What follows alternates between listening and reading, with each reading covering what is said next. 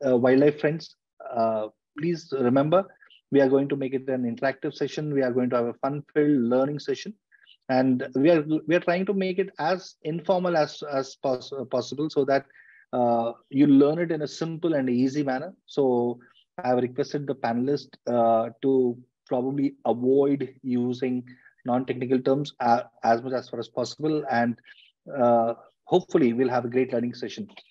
Now, in my last 11 years, when I started with wildlife photography, uh, at that point of time, the kind of learning that I had was all by self. There is a very popular saying which says wildlife photography is about spoiling your first 10,000 images. Now, friends, let me be very, very honest with you. I have not spoiled 10,000. I would have spoiled 50,000 of my images. I'm still spoiling it. Good news is that I'm still learning it. I've learned the hard way. Not many were there to help and guide initially, but later on, so like as I started improving, and as I started asking, I'm being very candid with you. As and when I started asking people for help, I realized that people are good, people are ready to help, people are ready to guide. And so, like one of the mentors is there along with me, whom I popularly call as Guruji. Uh, it's my privilege and honor to welcome one of the person who has been a great inspiration for me, who has taught me wildlife photography, and who still tends to guide whenever I post an image. If he doesn't like it, he's the first person to call me up. He doesn't mention it on the social media. He calls me up and he says, Jitu, I did not like this. And if you can just re-edit it like this or compose it in this particular manner, he would probably do that composition, send it across to me. And the person that I'm referring to is Mohan Thomas sir. Mohan Thomas sir, thank you so very much for honoring us with your presence. Looking forward to great learning and inspiration from your side. Trust me, friends. He is the best and the most humblest person that I've ever come across in this fraternity, wildlife, where people don't actually really come forward. Not many would come forward to help. He's always my go-to person. I always reach out to him to ask for help, guidance, and he has this particular attitude of never say no to anyone. So, friends, after the session also gets over, if you feel that like there are questions to be asked, please, after the session also you can reach out to him. He'll be always there.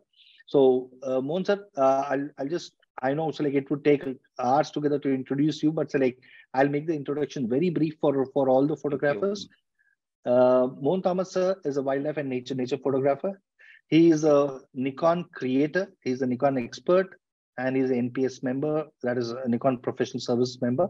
He's a president for a noble organization called as Pics for Cause. Pics for Cause is a group where top photographers are the members. They share the pictures, and the pictures are sold for a cause. And all the money that we generate to this Pics for Cause is used for the welfare of the foot soldiers and people who are associated with various parks. And already during COVID times, a lot of good work, a lot of charity, amount worth 12 lakh rupees was spent for the welfare of the people who are working for the wildlife. And Mohan sir is the president for it. So it was a great initiative, Mohan sir. Thank you so much for that. And Mohan sir is also the co-founder for ProView, Nature and Wildlife Photography. This ProView does interactive video training sessions, and it's a YouTube channel. Please do go through it. It's called as ProView. It's a YouTube channel. You will have great learning on this particular forum too. Mohan Thomas is a civil engineer by profession. Wildlife photography is his relentless passion that he's been pursuing for the last 23 years. He has traveled around the world. He's a Nikon expert, Nikon influencer. And so like Mohan sir is a winner of innumerable number of awards. The list is endless, but I'll make it very, very brief. He is a recipient of Muthukulam Raghavan Pillai Award in the year 2015, 2016, 15 and 16. He has won the DCP Photographer of the Year Award. He's a FIAP Biennial World Cup gold medalist. And as I said, the list was endless. Mohan sir has stopped for the last few years. Is not participating in awards and contests. He is now invited as guest or the judge to rate various events, and he's on the panel of many judging for wildlife photography. Thank you, Mohan sir. I welcome Thank you you. It's a humbly privilege to for be this here. particular event. It's my It's an privilege. honor, sir. It's an honor, and looking forward to a great interactive session. The next panel member, I would say he's a person who is very soft spoken. He does not hog limelight. I would call him not a negative parlance, but I would call him a silent killer who goes about doing his business. He clicks pictures, right? If you want to know the meaning of the word, never judge a book by its cover, I think one must follow Masood Hussain. Masood Hussain is a renowned bird photographer. His favorite subjects are the raptors, and he's been fascinated with wildlife since his childhood days. And he wanted to become a wildlife photographer. And way since 2009, he has started using his first DSLR camera, and the journey has been never ending since then. And he started as an amateur photographer, but now he is a guy. He is a guiding light. He is an idol for most of the bird photographers. They approach him, they ask him for tips, and if somebody wants to understand that you do not need high-end equipment to make a masterpiece, you should look forward to Mr. Masood Hussain. Masood Hussain is a recipient of many an awards. Some renowned ones have been. He has been awarded the best bird photographer by United Nations COP11 held in Hyderabad. He's the winner of the best wildlife photographer in the bird category. And so, like, he's also the most important one was he is a Natural Capital Award. He has a winner of the Natural Capital Award in the year 2017 by Yes Bank, where the cash prize was 5 lakh rupees. And this was in the year 2017. And the most acclaimed, the Oscar of wildlife photography, he has been recognized. He has been given a special mention by Naturalist Museum for one of his pictures. I hope to see that picture today, even Masood Bhai. So would love to see that image. Thank you so much, Masood Bhai, for agreeing to be part of this particular event. I look forward to a wonderful session. Thank you so much, Jitu Bhai. That was too generous of you to appreciate. Thank you very much. It's a privilege. It's an honor to have you with us, Masood Bhai. The third person whom I have been working very closely in my the recent coffee table book, for my recent coffee table book to be precise, which I was doing for Paints Tiger Reserve, I had the, I would say, candid, up close and personal interaction with Mr. Uday Hegde. Mr. Uday Hegde is a wildlife photographer, specifically in macro photography. I have seen him to be one of the best and go-to photographer. Uday Hegde is a software architect by profession. He's a trained herpetologist. He does a lot of photography work in the macro, but not only in macro, but in landscape and other wildlife category also. Uday is an expert. He lives in Bangalore, India. He's a trained herpetologist, as I said earlier. His keen interest is in macro photography, shooting reptiles, amphibians, and insects. Over a period of time, he has mastered working with multiple lights, and one can learn a lot from him with his experience and knowledge through his podcast too. So, Uday Bhai, I had the privilege of learning under you while working for Paints Tiger Reserve's coffee table book. Would love to learn further, and I'm sure that the audience will have a great learning on macro photography by listening to you. Thank you so much, Uday Bhai, and welcome for the session.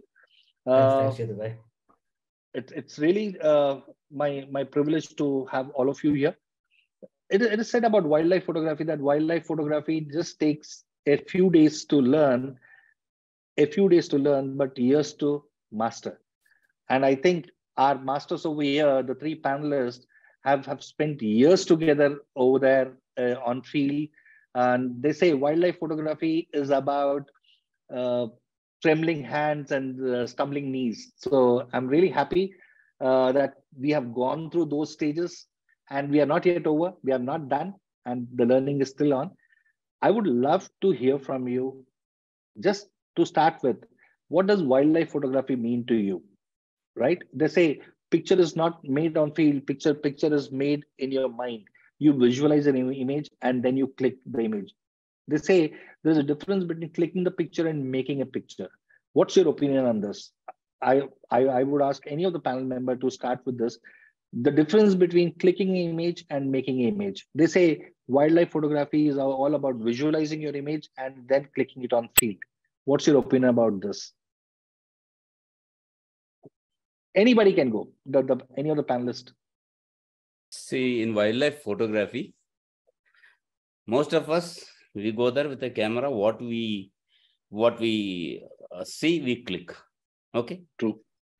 As you get more and more experience, and once you are that initial craze for seeing a tiger or a leopard is over, then that comes a time when when you're going to a park regularly. See, I'm a regular visitor to Corbett. Okay. Before I go on the trip, I want an elephant here this way, or I want a tiger here this way. And we repeated, be there, wait there for that image, which you have visualized in your mind. Okay. That is what I would say we make an image. Otherwise, what you get. Okay. So you would have pre-visualized in this particular light, and this way, this is the subject you want. That is how you make a image. Okay. Mohan sir, I would like to ask you one thing. One of your dream image, or can you think of an image that took not days, not weeks, but months or years for you to get? You have been repeatedly going and finally you got it. Can you think of such an image? See, you two are a regular visitor to Dikala. Yeah, Corbett, yes. Yeah. The first thing you think of is a tiger in that power pool with a reflection looking at you in golden light, right? Absolutely, absolutely. It's a dream frame. Photographers die to get the tiger there. Or a very good tusker there in the evening light in the grassland area against the setting sun. Wow. These are all the things which is there in your mind you want to achieve. Okay. And how successful you have been, Mohan sir, in making those images? I have to an extent, yes. I have. Not everything. No, in photography, no. You cannot get everything that you want. No way you will get it. Absolutely. There is saying which says, if you ask any of the top photographer, what is the best image that you have clicked? They'll say the one I'm going to click it tomorrow. Yes. So other thing is a photographer can never be satisfied. Perfect. So it's an endless journey, but it's a journey towards self-improvement, which happens day in, day out. Am I right, sir? Yes, sir. And very particularly, that improvement is against your own image. Don't make it a competition or a rivalry kind of thing. You try to improve yourself. Okay. So your competition is with yourself, not with someone else. No. Okay. So I'll come to this part of comparison of image a little later. But Masood bhai, what's your opinion about clicking an image and making an image? What I feel is, like Mohan sir said, we go out on the field and we try to do our best. And if you are visiting a bird park or a national park for a tiger, then we pre-visualize certain images that we would love to click. Although there are many factors which have to come into place. Some are under our control, some we cannot control. But it is about making the best out of what is there in the situation.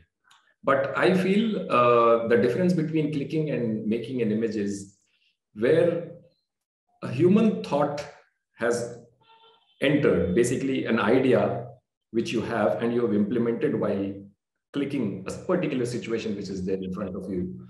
I would say that is making an image.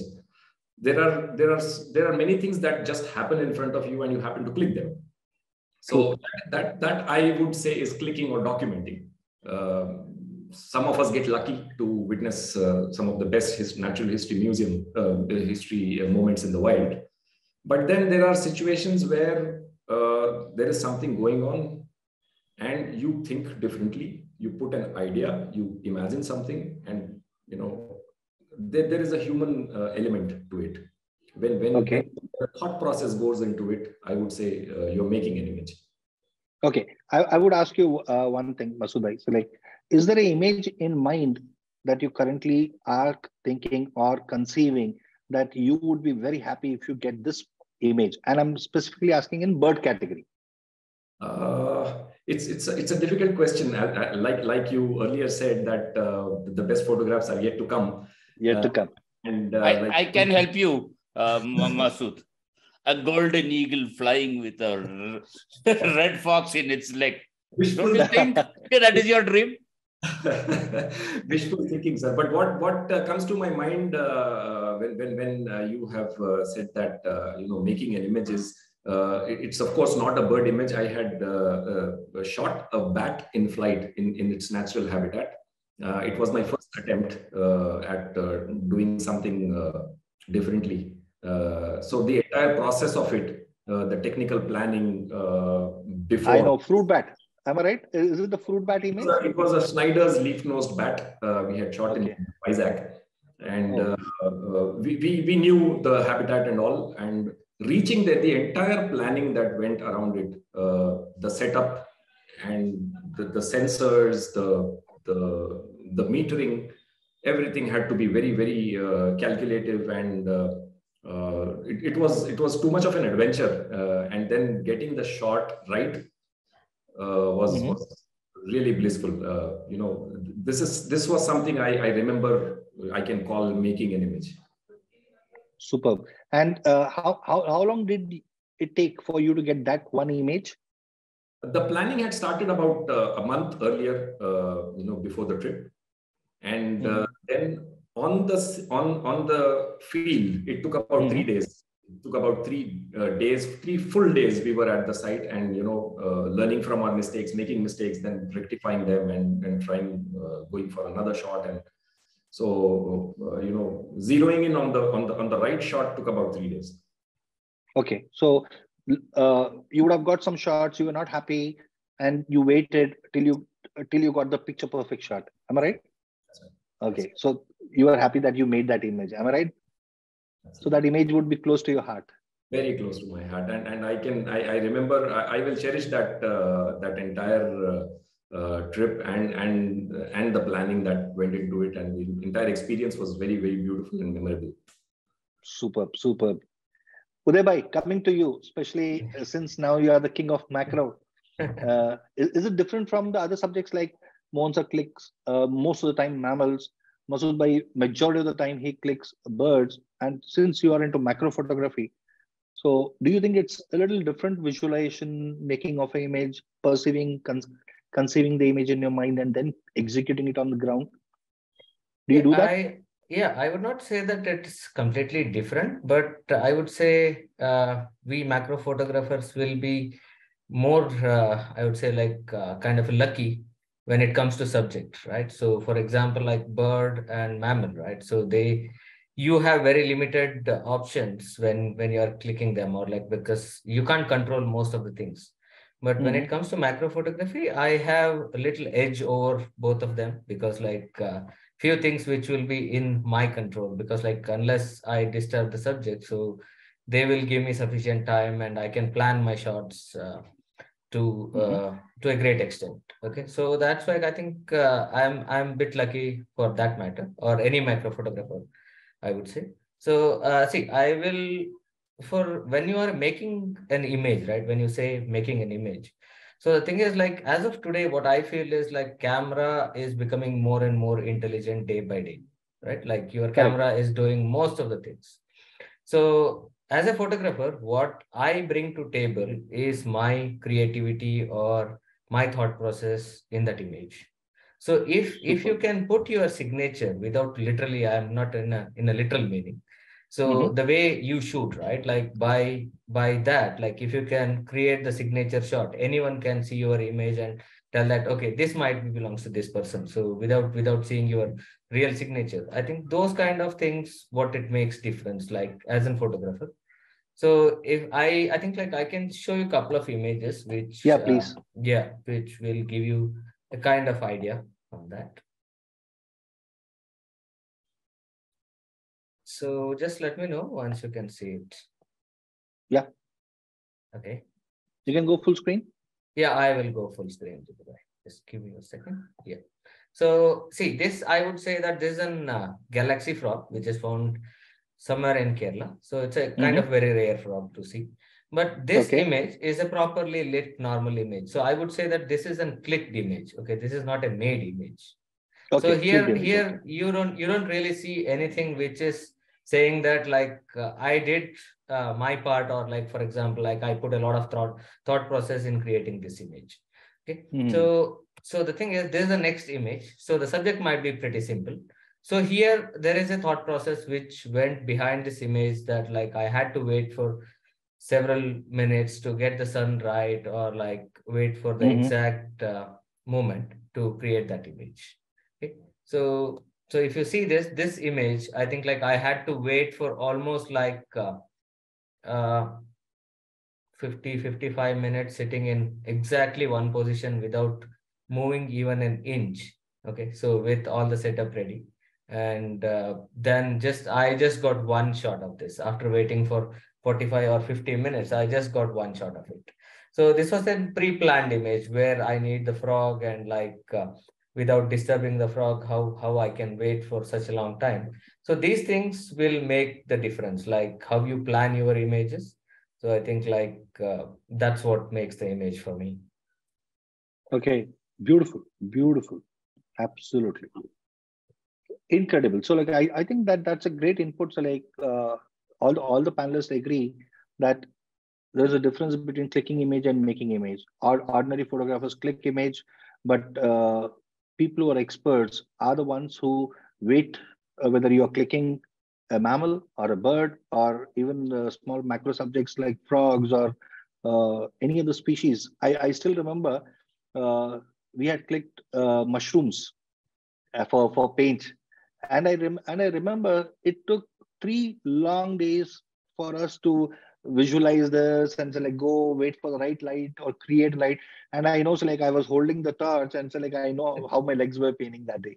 So I know the kind of pain that it goes to create one image. Looks very simple macro photography, but trust me, it's not everyone's cup of tea. But so like here, the tips that I think all our panelists, one thing in common that they have given is, if you want to go to the next level, please visualize the image, conceive that image, and wait for that image. And as we have seen what Masood bhai also said, so like it took 3 long days, 3 full days just to click one bat image, right? And whereas in many a times when sometimes we go for mammal, in 3 days we have got more than 3,000 pictures. So it's not about the number of pictures you click, but that one picture, is it standing out? Is it cutting through the clutter? And is it the one that which gives you the highest level of satisfaction that, yeah, I made it, I clicked it, right? So I would encourage all the wildlife photographers to visualize, conceive, perceive, and then make it happen. So I think that's the key. So before we go to the next question, so like there is a poll question coming up for the audience. Uh, uh, can we have the poll question, please? We'll take a minute for this poll question so that we wanted to know what you are going through. So there is a poll question coming up for the audience. Please, if you can just answer this question, that would be great. It would take no more than 1 minute. All right, we'll probably almost time that we'll end the poll now. So I think that's really innovative to see that almost 55% of the photographers have not attended any workshop. Now, this is where I would suggest the importance of attending workshops. Now, there are a lot of workshops that are being organized. 56% of them have not attended workshop. Now, please understand, there's a saying, people who want to go to the next level. There is a very popular saying which says, people who want to go to the next level spend time with others who are better than them. So friends, I encourage you, I literally urge you to start attending workshops. Please understand, not every workshop is paid. You can learn from experts. You can learn from people who are better than you. There is a saying, if you want to go to the next level, spend time with people better than you. It's like it doesn't take much time. 1 hour. If you see, the best time in the world is the time that you invest in yourself. Invest time in yourself. You go to the next level. Your photography improves. People recognize it. And so, like, there is a saying, respect is not given, respect is earned. And how do we earn respect? With the kind of work that we do, the kind of things that we produce. So I literally urge you to please attend as many workshops as far as possible. Take out time. See, I know we all have 24 hours. I have not stopped learning. I would also request you not to stop learning. And the only way we can keep learning and keep growing is by attending workshops like these. So please do attend workshops, right? So it's just a simple, humble request. All right, friends. So let's go ahead with Paul with our second question. And since we spoke about wildlife photography, I'm going to ask all my good friends over here. Can you talk about your favorite camera setting and your preferred mode for shooting? This is one of the common questions that I felt whenever I'm on field. Many people come and ask me, Jitu bhai, what mode do you use? For a long time, without any second thought, without any hesitation, I'm saying, for a long time, I used to shoot in aperture priority. It was more like, no. Can we have the poll a little later, please? Can we have the poll a little later? Okay. Acha, fine. Okay, let's since the question is already up, let's have this question. Which is your preferred mode for clicking wildlife? Which mode, whether you're doing macro, whether you're doing birding, whether you're doing even select zoo photography. Now, as I said, for a long time, I used to use aperture priority. So which mode do you use to click wildlife today? All right. Perfect. So it's a surprising result that I see over there. 46% of the people are using manual mode. That means you are already at the level next. 17% people are using auto mode, 28% are with aperture priority, and only 9% with shutter priority. So 46% are with manual mode. I remember for the first 10 years, for the first 2 years, it was auto mode. Next 8 years, it was aperture priority for me. And it was only last year, trust me, I'm not joking, but it was only the last year that I went into manual mode because I had a preconceived notion that manual mode is difficult, right? Too many changes. And especially since I do tiger photography, I would have very little time to play with the settings. So that's the reason why I said, why take a risk on field? That's why my favorite go-to mode was aperture priority mode. So let's now listen from the experts and let's find out, is there any favorite mode of theirs and why do they prefer using that particular mode? What's your favorite panelist? What's your favorite camera setting? It's more like you bring it back to 0. So that is more like base setting. What's your base setting? If somebody picks up the camera, what's the setting? You know what settings you have kept it. So what's your favorite setting and what's your favorite mode? Can we start with Masood bhai first here? Yeah. So this is actually a very common and a wonderful question indeed. And I always try to answer this one differently and mostly guiding it towards intermediates or beginners.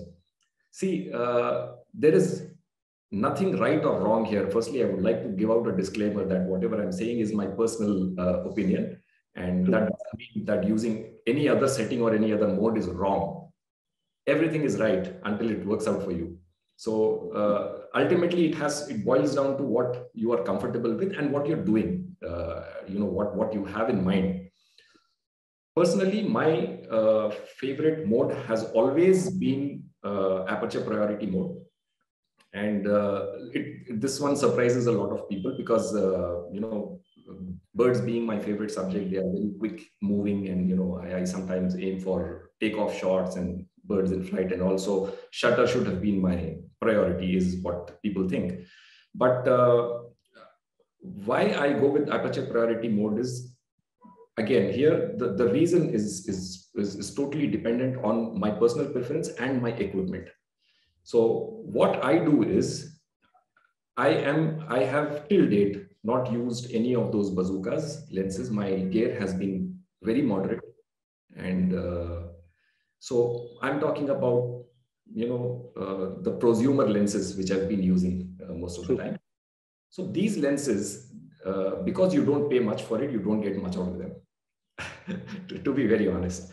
So all these lenses have a sweet aperture where they are at they're performing best.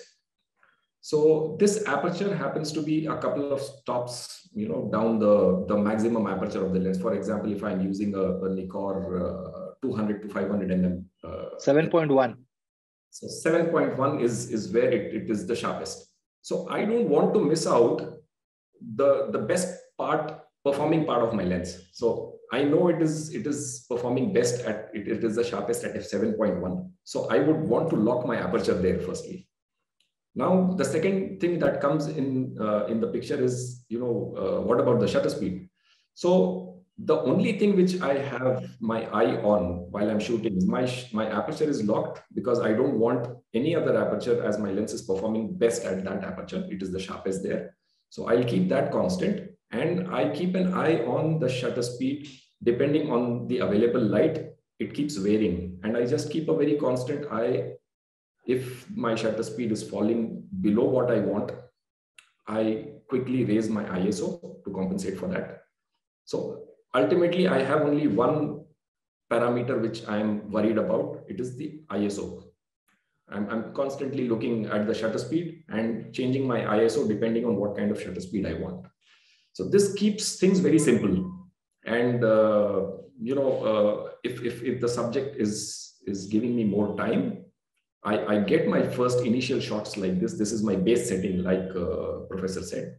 And from here on, I start experimenting. This is where I start. And then if the subject is cooperative, and if I'm getting a lot of time with it, then I might switch over to manual mode and do some experiments. Basically, if I suddenly want to, create a low-key image out of it, so I would, probably go on to manual mode, use spot metering, and heavily underexpose the background, and then, create a low-key kind of an image. So changing the mode comes next for me. And my favorite has always been, aperture priority mode. It is safe to start with. That is my basic. Perfect. Uday bhai, how about your preferences, especially since most of the time you go in damp condition, whether it's especially monsoon seasons and all. Do you have a different setting altogether? Yeah, kind of. So what Masood bhai told is absolutely true. So the thing is, like, there is no right or wrong. So it's all comes to what you are comfortable with. So I never used auto mode. So there are some technical reasons for that. So if you want to go in depth, so for example, like if you consider a meter which is from -3 to +3 and 0 being the middle. So when you put your camera to auto mode, what will happen is the camera's intelligence, or the algorithm what is written on. So it may go to like the extent of -1 to +1. Your camera will not decide based on the conditions. It will not go beyond that, because there is a limitation to that. So, but when you are controlling your aperture or shutter speed or ISO, so you can reach -3 to +3. Anything between this value, right? So the thing is, the amazing images or something which is extremely good will come sometime somewhere between -2.5 to +2.5, that range. So that's why camera itself will not go to that extent. So that's why you need to use the creative modes where either it's aperture or manual or shutter priority. So I prefer aperture priority mode for the natural light shots, even for the macro. So, but when I'm using artificial lights like flash or any other lights like torches, all these things, so I go with manual mode. So what happens is like I get the freedom of like overpowering the flash and underexposing the image to the great extent, and varying the shutter speed. And then because you have some limitations on the shutter speed on a normal flash, so unless you have a high speed sync. So for all these things, I use manual mode for the images which I shoot with artificial light, and I use aperture priority mode for the all other shots. Brilliant. So you're mostly, so like as rightly said, so like when you're using flash, it is manual.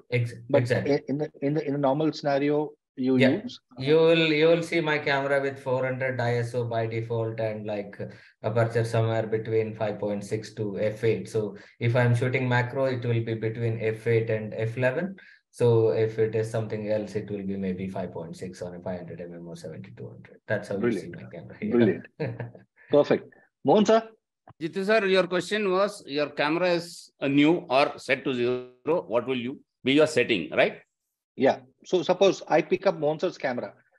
Now there is a subject, and so like I'm clicking. So Mohan sir knows that okay, his settings are set to this. Is it that way? Yes. See, first thing, if I take a new body, things which I set is the quality. I shoot only raw. No, only raw. Number two, I'll shoot as Masood bhai, I shoot and I will advise to shoot wildlife in aperture priority. Okay. Aperture priority. Then Kelvin. I will shoot at Kelvin at K at required white balance. So your main setting Kelvin is 5000 or 5500? Depends, if it is daylight, it can be 48 to 5. 4,800 to 5,000. Okay. If it is as the light goes, it can go to 5,500. It can go to 6,000 also. So if it is very dark, for instance, I have shot a tiger at 9,000 Kelvin also, because it was very dark. Okay. So my settings would be, I will start, my camera will be set at f5.6. See, because wildlife, most of the time, the light will not be sufficient. Okay. So to be ready, I'll keep it at 5.6. My exposure compensation usually will be at 0. Okay. These are my settings. Anything else you want to know?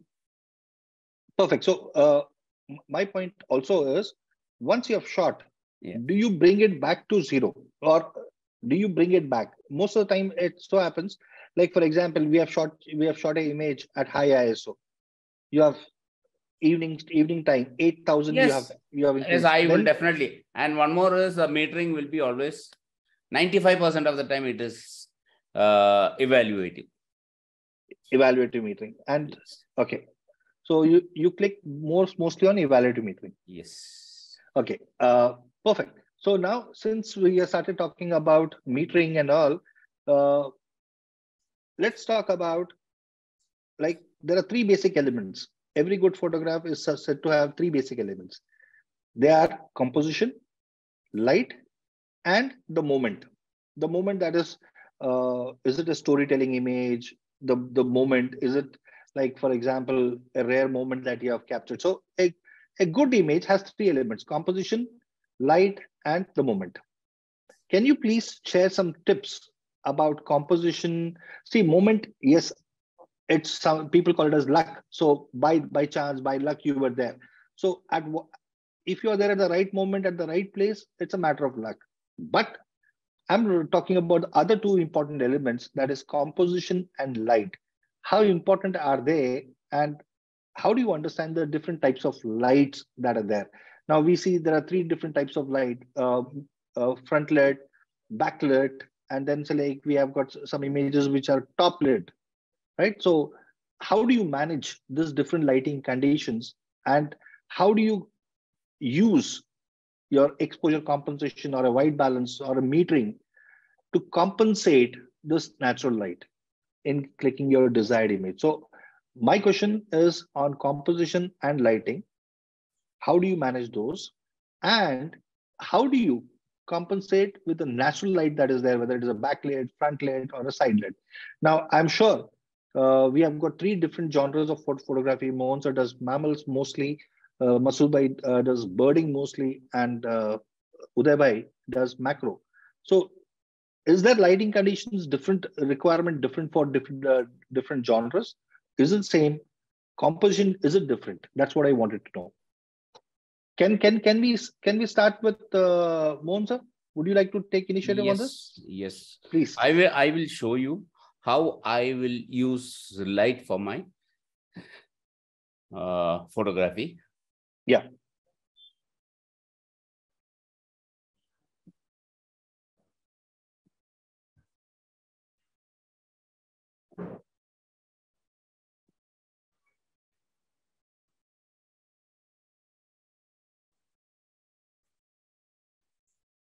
See, this is an image which I have clicked in Corbett in natural light. Wow. I have not used any, I just managed to get a natural light. This is how I could get an image of a tiger there in Corbett. Okay, brilliant, brilliant. So this is the natural light. So there is no added light and nothing. Nothing. See, this is an early misty morning in Kana. Barasinga. So a backlit image, early morning, mist. This is how I was able to make an image out of this. The light adds value to the image, isn't it? Yes, definitely. Completely again, a Barasinga from Kana, early morning, misty morning. So super. You need to make use of the available light in wildlife. Very seldom you get to your subject in good light. So you need to make use of the light to make your image. Brilliant. Brilliant, Mohan sir. Masood bhai? Yes, Jitu bhai. So this aspect is basically more to do with the making of mammals. Okay. Whether it is birds or mammals.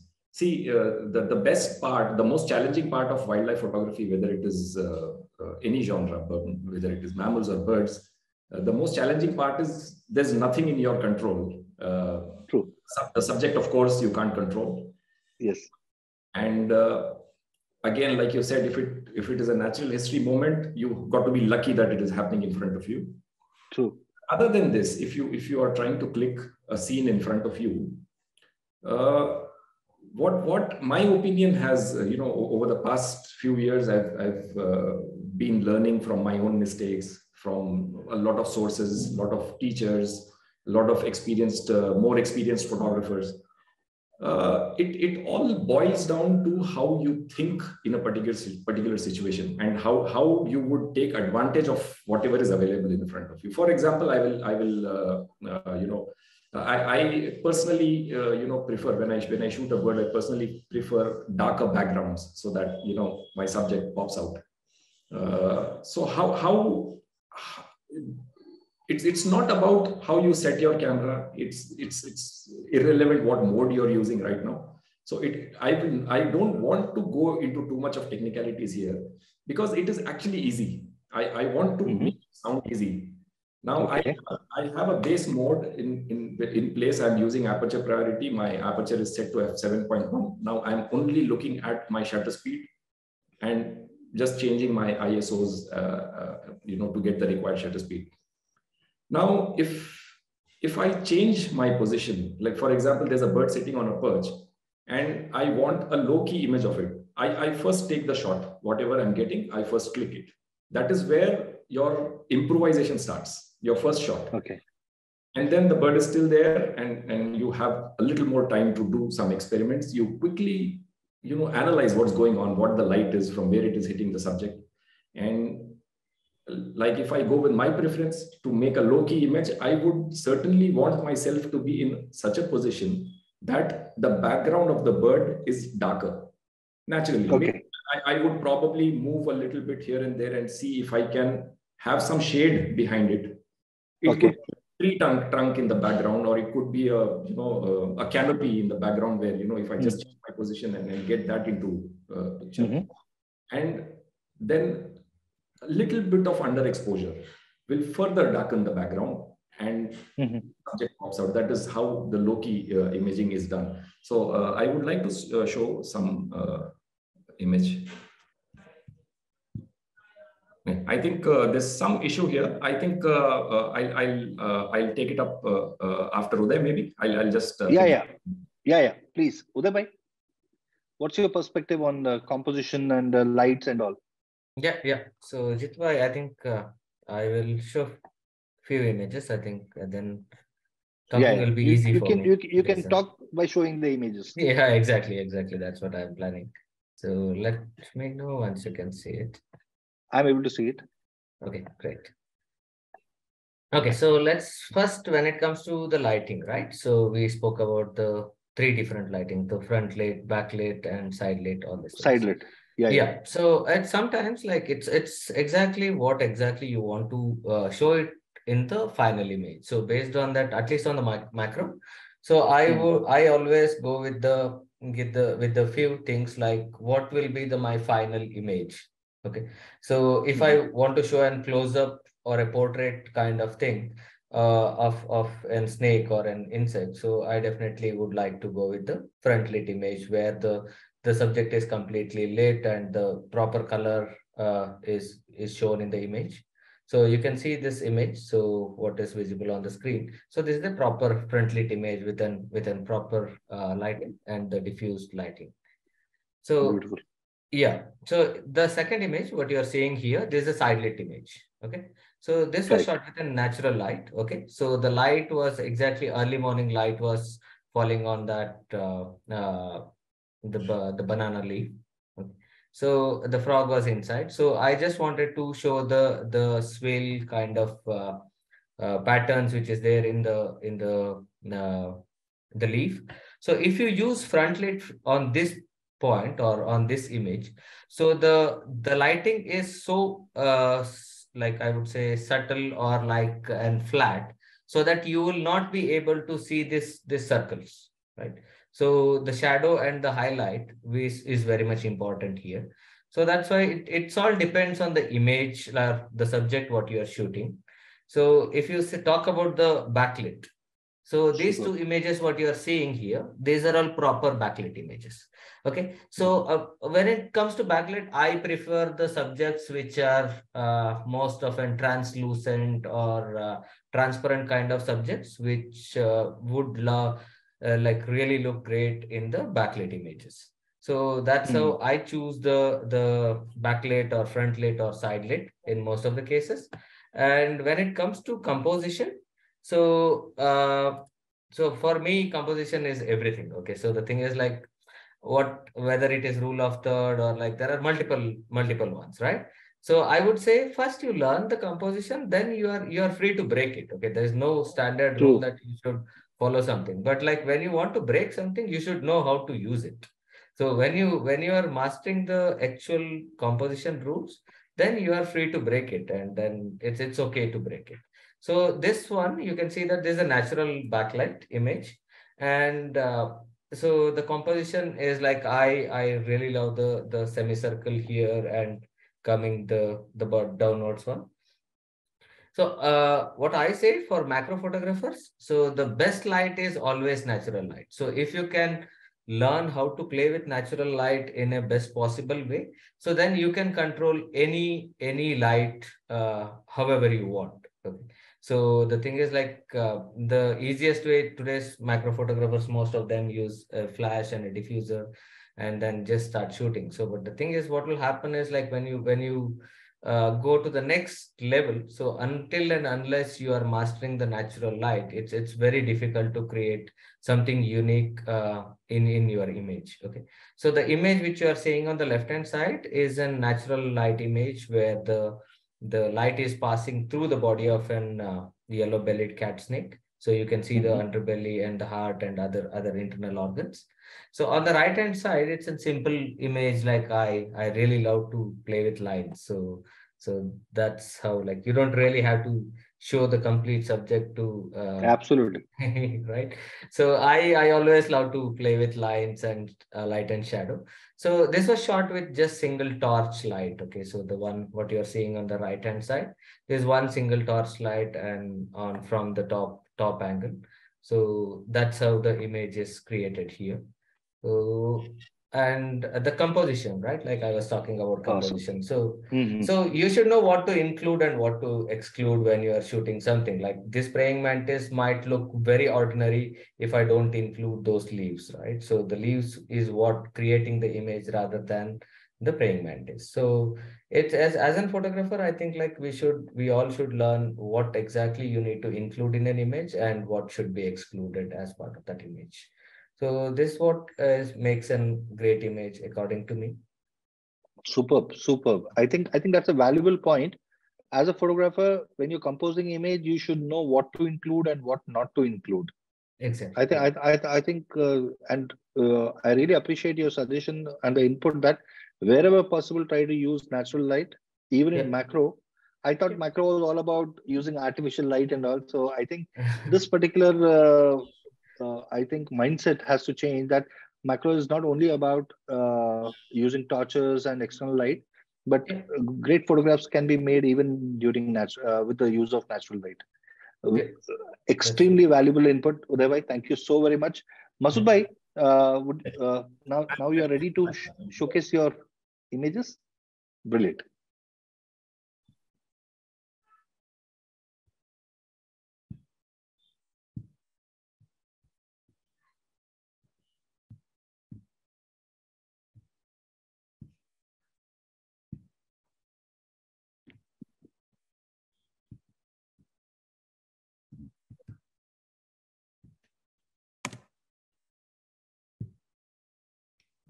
Is it visible now? Awesome. Yeah. So this is the kind of lighting I was talking about when this is a dark background. Basically, there was a canopy behind the shot. It's a very simple shot. It's early morning and the light is selectively falling on the subject. And I haven't changed any modes here. I'm still in aperture priority, and I have underexposed the shot by maybe about 1 stop. And that has thrown the background further into darkness. And the subject is popping out. So this is kind of a low-key image here. Brilliant. Another similar image is this one. Very selective light falling on the subject. There's not too much of technicality involved. This mostly my base settings, and I have only underexposed. Exposure compensation is somewhere around -1 here.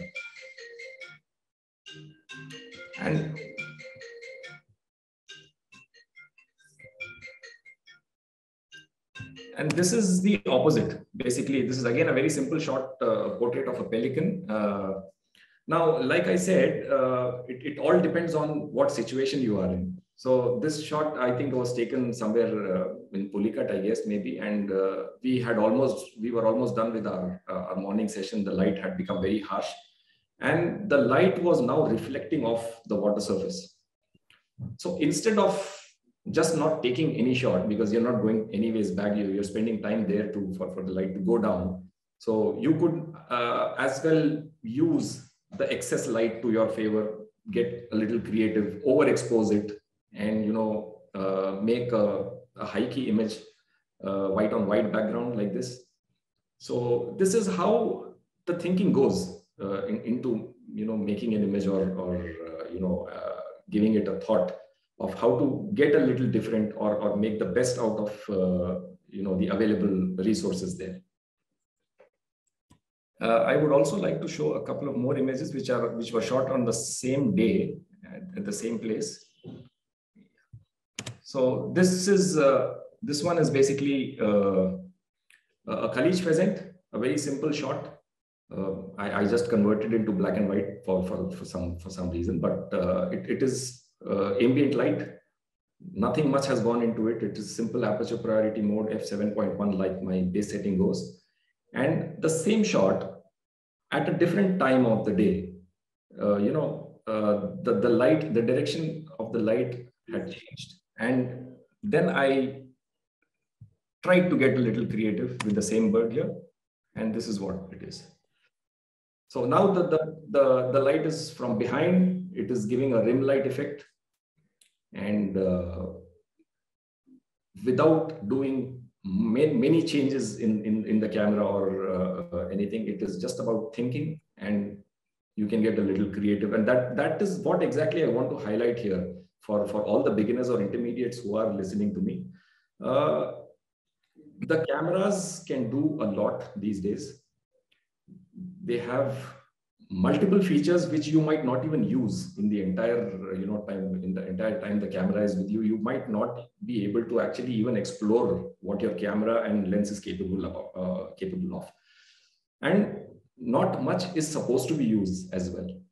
It is basically how you think. If there are so many workshops, there are so many tutorials available online. There is so many resources to learn, but most of them will boil down to the same thing. See, aperture, shutter speed, ISO. These are the three things you have to primarily control in almost any camera body you take, any make or any level. It will always boil down to how you think. You will not majorly go wrong. That is for sure. If your basics are a little right, you know how these parameters are connected. That is enough for you. So there is no particular setting for a particular situation. A little, metering might go wrong here and there. You cannot be precise all the time, but that's okay. You will just have to ensure that you're not heavily overexposing the shot so that you cannot bring it back to life. And you should ensure that your shot is crisp. Ensure that your shutter speed is proper and you get a sharp shot, because blurry images have no place whatsoever unless you're trying to do again something different with slow shutter. Creative. With the shutter speed is another story altogether. So photography, whether it is bird photography or any other genre, it is not rocket science at all. The technology has advanced. You have so many options to choose from, but those options will only simplify a few things for you, but they will not make an image for you. Ultimately, your image will be made by your thought process, by the way you think and how quickly you think about getting creative or making use of the natural elements or whatever the situation is. How quickly, how creatively you can use. I think that is the main point I would want to highlight, that will make you a better photographer, or you will make different images and better looking images. That's all from me. Thank you so much, Masood bhai. You made complex things sound so very simple, and I'm sure photography. They say it's most of the time we who complicate simple things. So I think. What you rightly said, so like stick to the basics, get your facts right, and then experiment, and more often than not, you will be able to click your desired image. Thank you so much for those valuable inputs, Masood. I really appreciate it. Thank you so very much. Since now we are discussing about light and all, so I thought let's stick on to this only. So far we were talking about natural light. Right now, front lit, back lit, side lit. Now let's talk about based on the light conditions. Now let's see what's the role of metering and exposure compensation, and very importantly, white balance. So we'll discuss now about based on the current light conditions, see, we cannot change the external light conditions.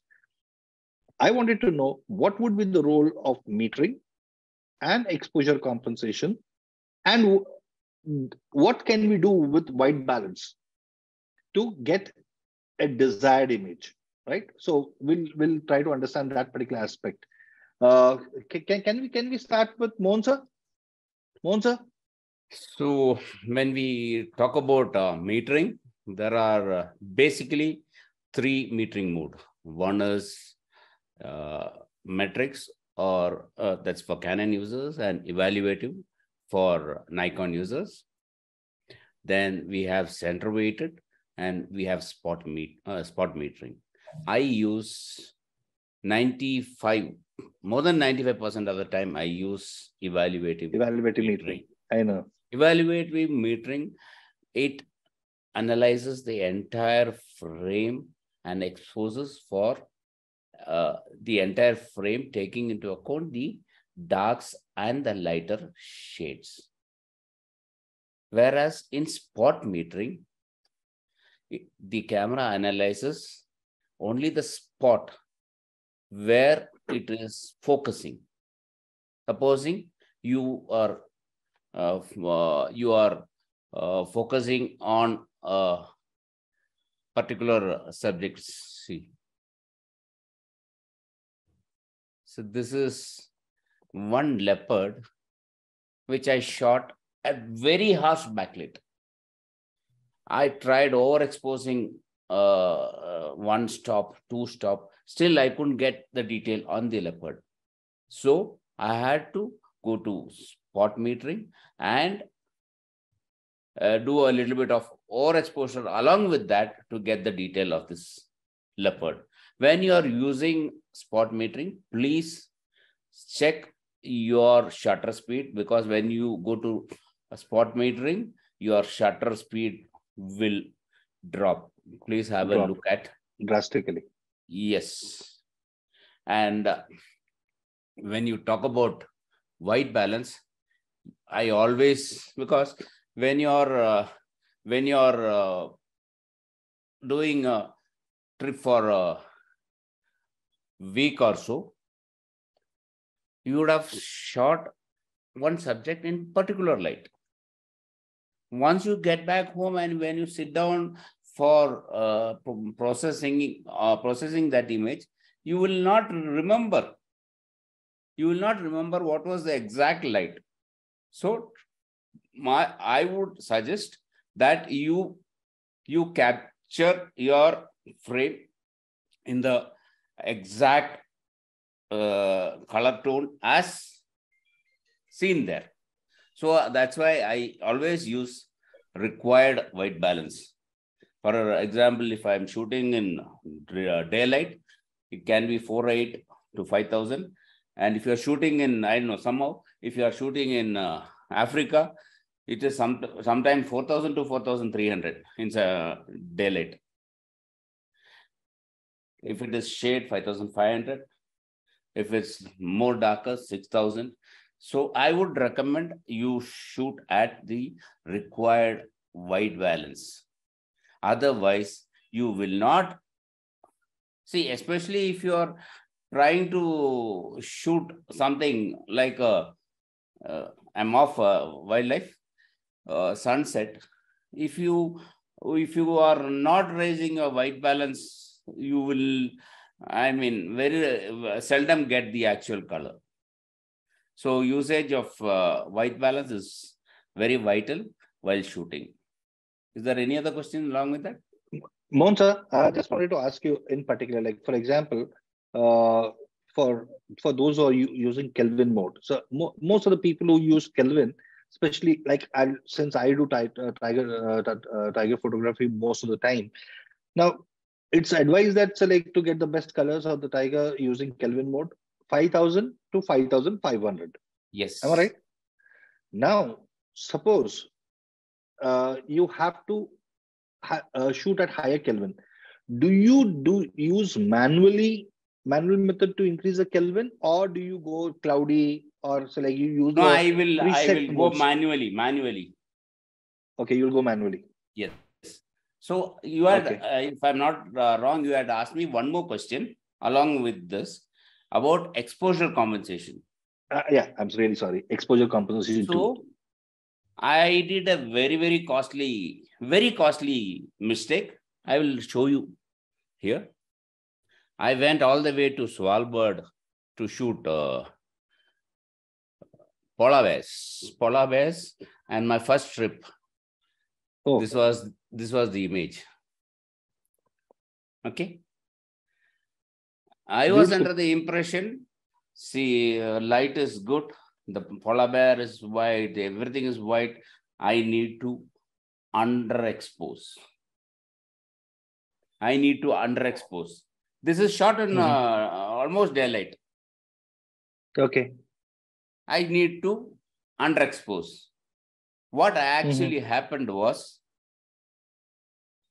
since the camera is already underexposing because of the whites in the frame, I added further reduced the exposure compensation, so and my it frame compensated. turned gray.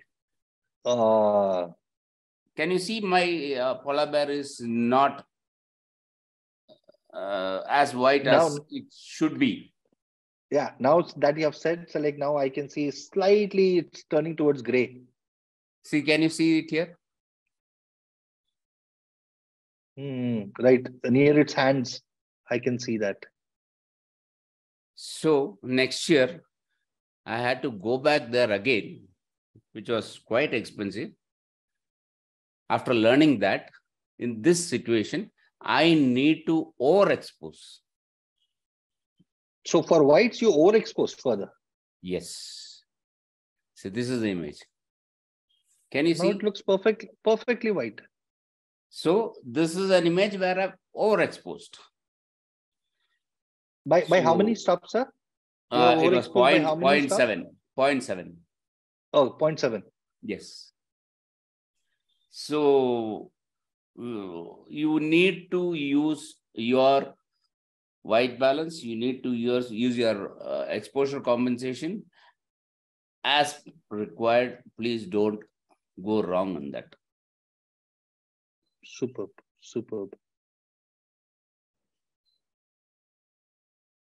Incredible.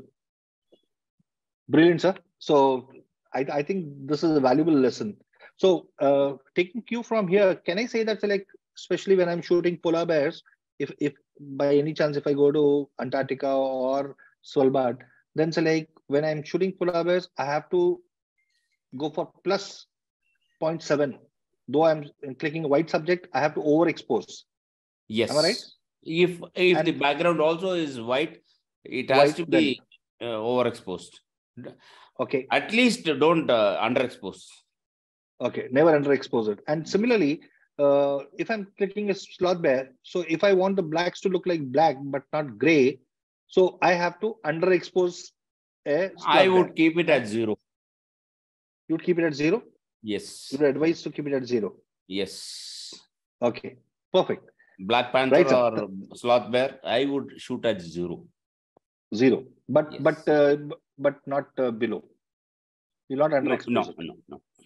Perfect. I think that's an important lesson. Uday bhai, can we have you discuss? Sure, Ajit bhai. So Ajit bhai, I think let me share again. So hope you're able to see my screen. Yes. Okay.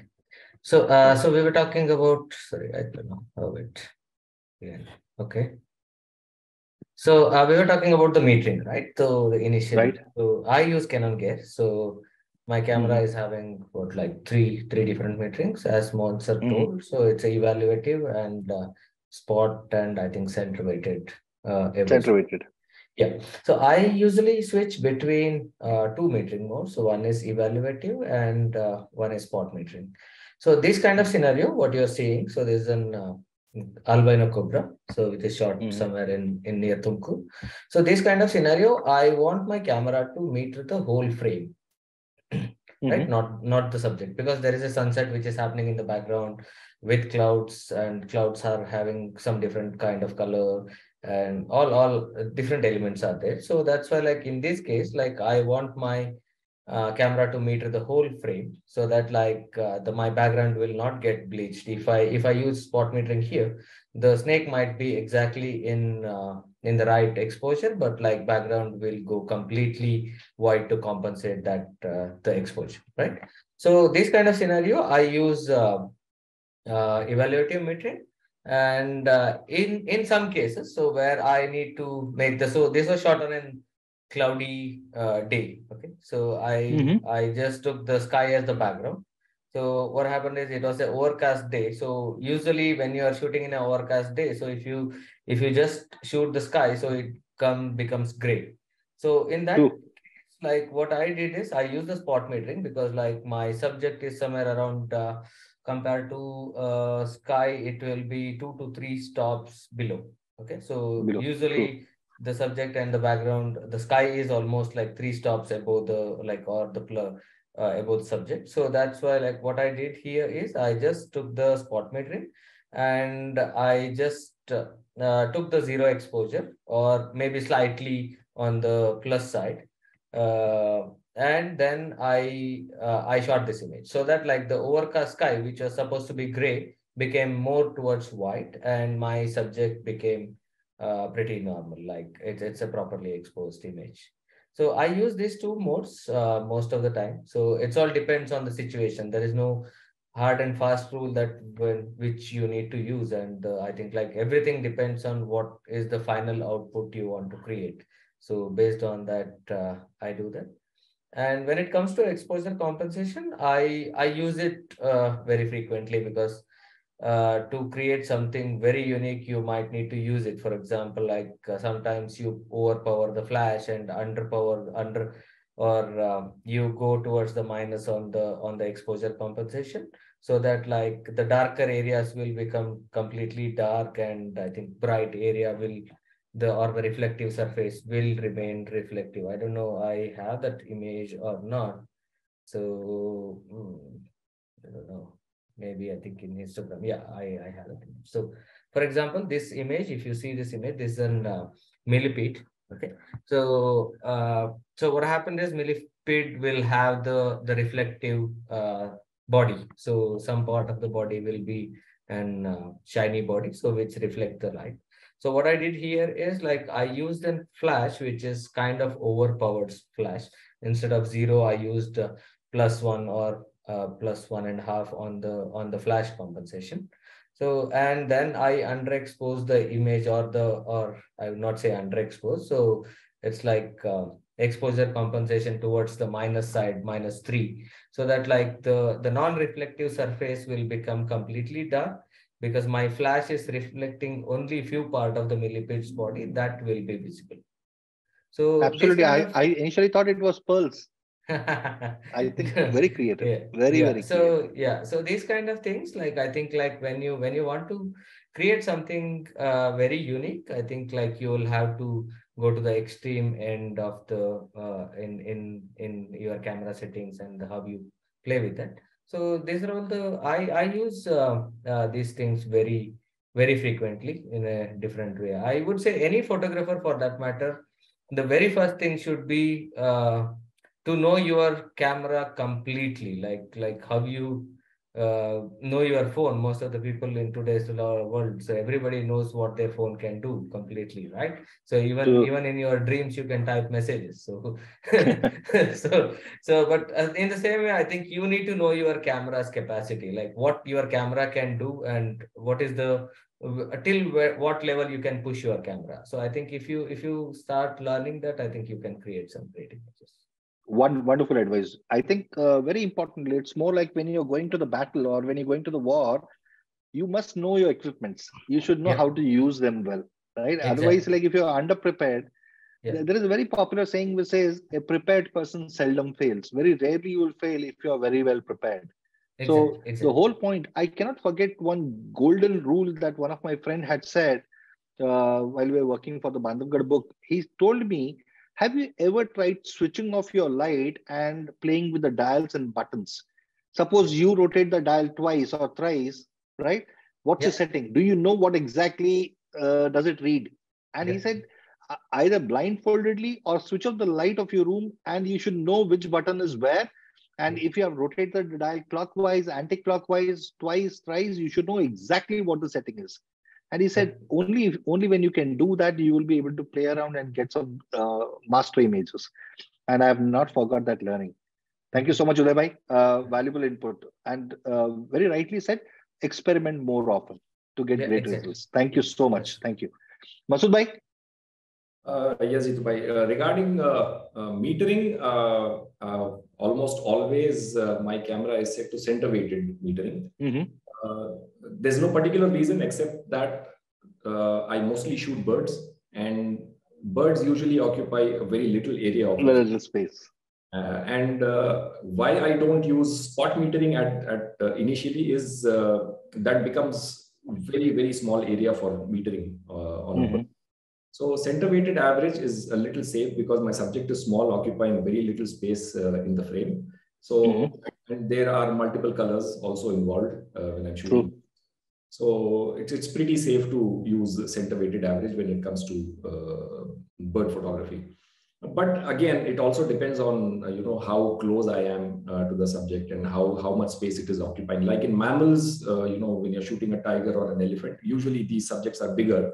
So you can even go with the evaluative and spot metering if you're doing a particular you're having something in mind.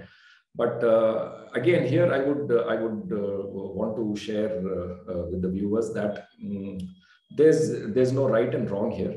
And if you are on a center weighted or on evaluative metering, I don't think even if you by mistake take a shot without knowing which metering you've been using, I don't think you will drastically go wrong. So you don't have to be scared about it.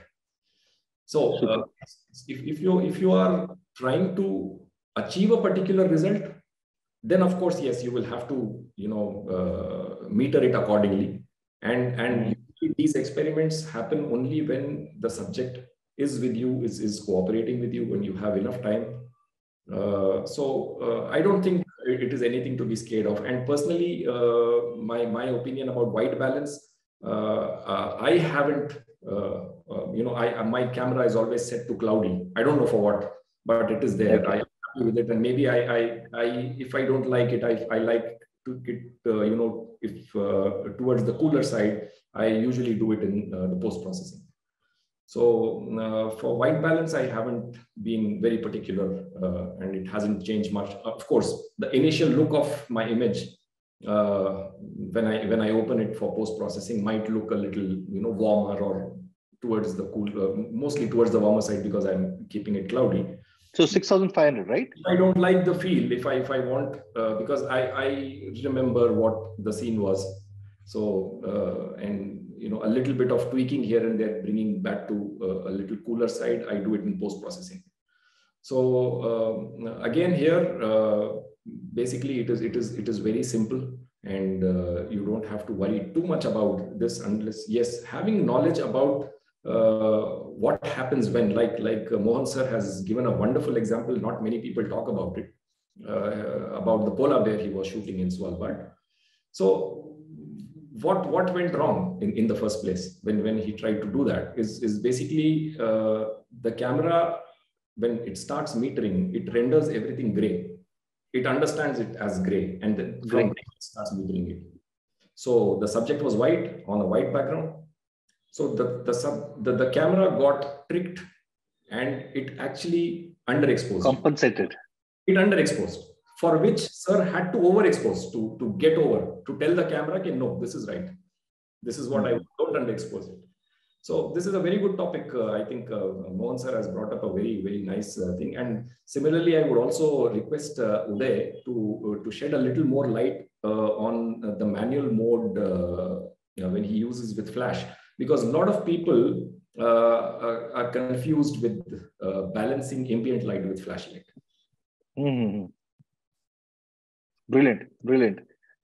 Thank you so much, Masood bhai.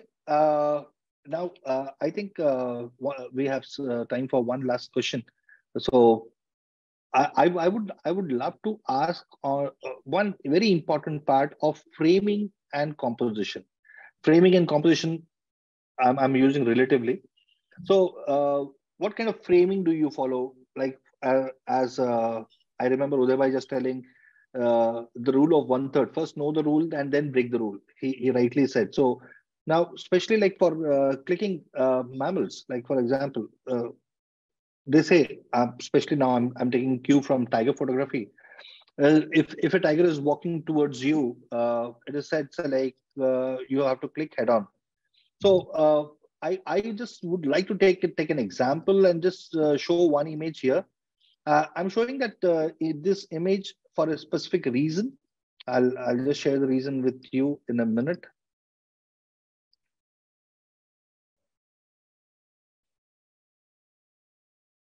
Okay. This is one image that I had made up in Corbett, right? I picked up my big lens. I clicked this image in Corbett. Now it's a very tight frame. It's a 500 mm that I was using, and so like when I clicked this particular image, I was so proud of this image that because I could fit all the three tigers. It's an uncropped image, and it happened like a flash. And in the heat of the moment, so like I had that mindset that okay, my shutter speed should be high. Everything I had overhand speed. I'm very proud of this particular image. When I clicked this image, I congratulated myself, saying that wow, you have made a wonderful image. While I was clicking this, my driver picked up my 7200. While I was clicking this, my driver picked up the 7200, and he made this image. While I was shooting that other image with a 500 mm, my driver had the presence of mind that he went vertical. Not only he shot these three tigers running, but just see the composition or the framing wherein he included even a sambars on the top left-hand corner. So I think the visualization and the composition and the framing of the image adds beauty to the image, right? So again, so like it was so like looking only after looking at this image. So like then I thought so like let me also go vertical, right? If I would have, I have used a 7200 for this particular image, and I got a habitat shot. So now taking cue from here, I am just asking our esteemed panelist, now what is the framing that you recommend? Portrait mode, landscape mode, vertical framing? Like for example, they say when the tiger is walking head on, you have to click it in portrait mode. You have to click it in landscape portrait mode. My apologies. And so like if you want to shoot the habitat and all, you have to go it in landscape. Mohan sir, what's your perspective on it? Portrait, landscape, framing. How would you frame an image? See, most of the case when you are shooting a tiger head on, when do you go vertical? When the tiger comes close. The tiger comes very close. Yes. Absolutely. Till then you are shooting in horizontal mode, right? True. Agreed. So even I do the same thing. But regarding composition, I would strongly recommend to follow the rule of 1/3. Okay. Not every time. There can be exception. If possible, follow a rule of 1/3. That is what I do. Okay. So I would also add on to one more thing because we have shortage of time. What's your choice, close-up or habitat? I will share a couple of images here. Please.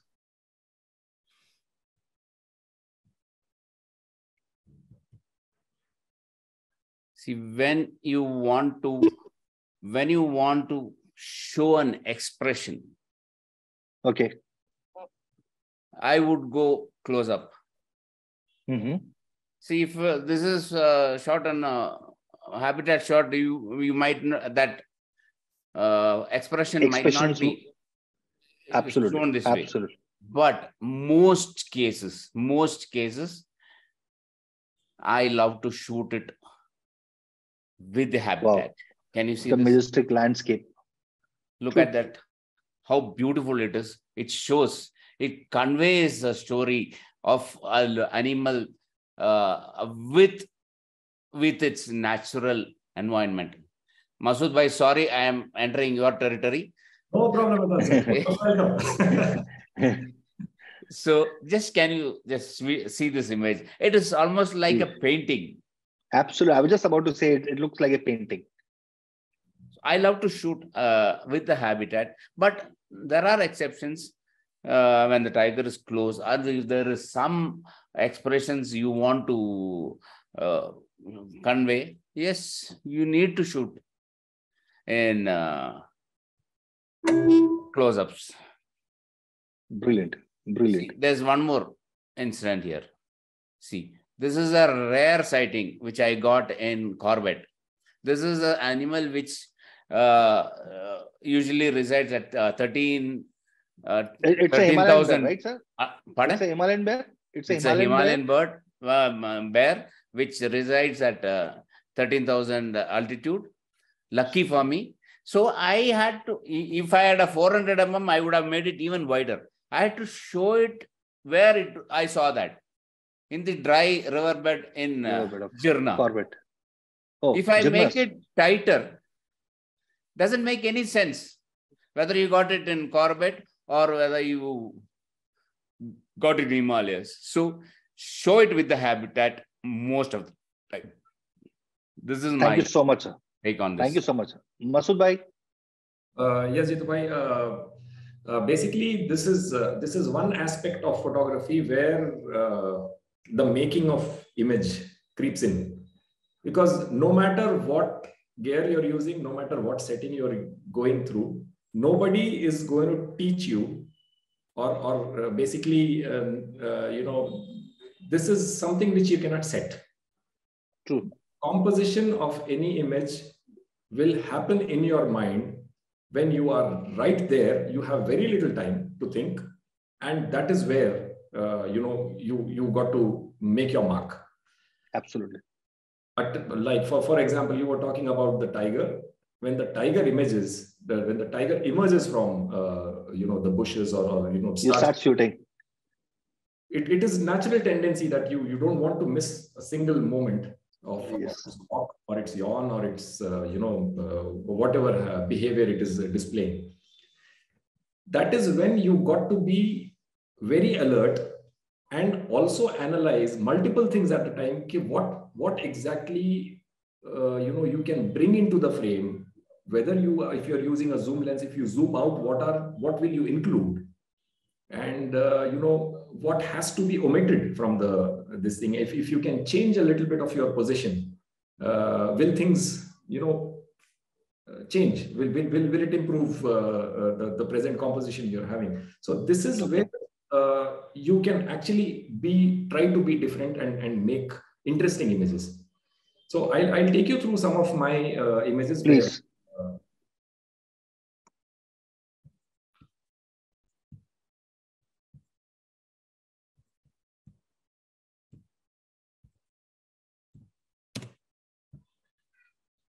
Am I visible?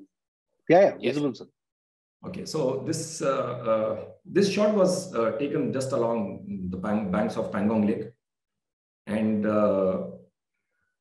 I wanted to include those beautiful mountains and the gulls flying in the background. And this shot was taken by my kit lens.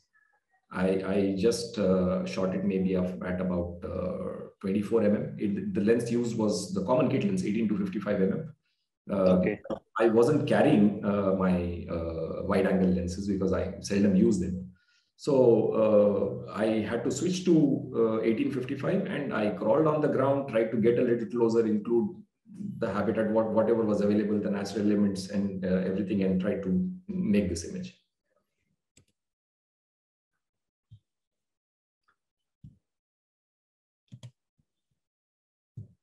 Now this again is composition, a very simple, very ordinary bird.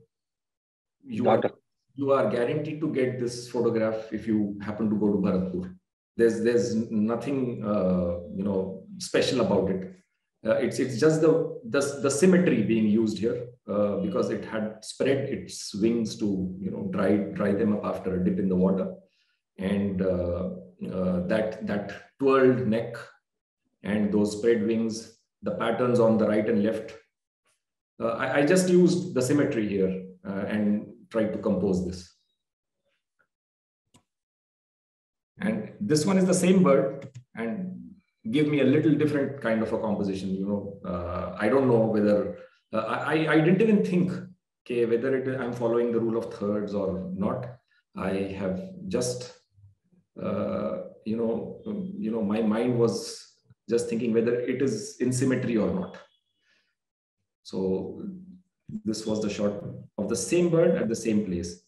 Now getting into a little bit of maybe mammals. This shot is again vertical because you can see that the neck is raised very high, and there are other aspects also involved in this shot, like the metering. I said I personally like low-key images, so there was a little dark background there, and I further underexposed it to get a little creative with the light. Super.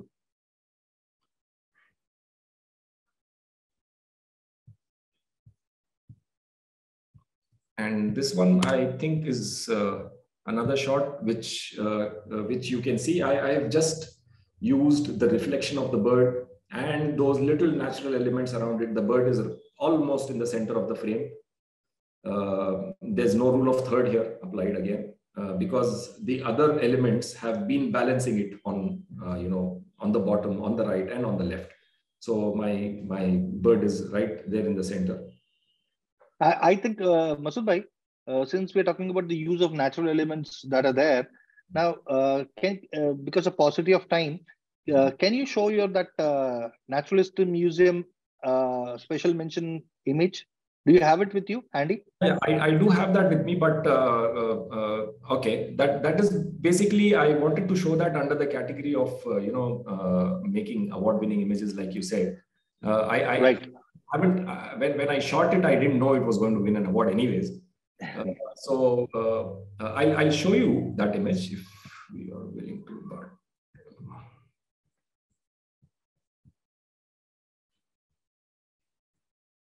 Okay, otherwise we'll come back to that question. I think let me just take a couple of more minutes and finish this. Yeah, please. So this one, if you can see, is relative composition. I'm using another subject which may or may not be in focus, but just to make it a little interesting, I've included it into the frame.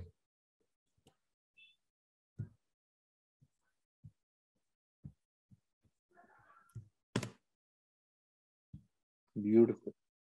So this one, I'm again including my habitat and kind of minimalistic image where I'm just showing the entire feel of the forest here with a very simple subject, of course. Superb.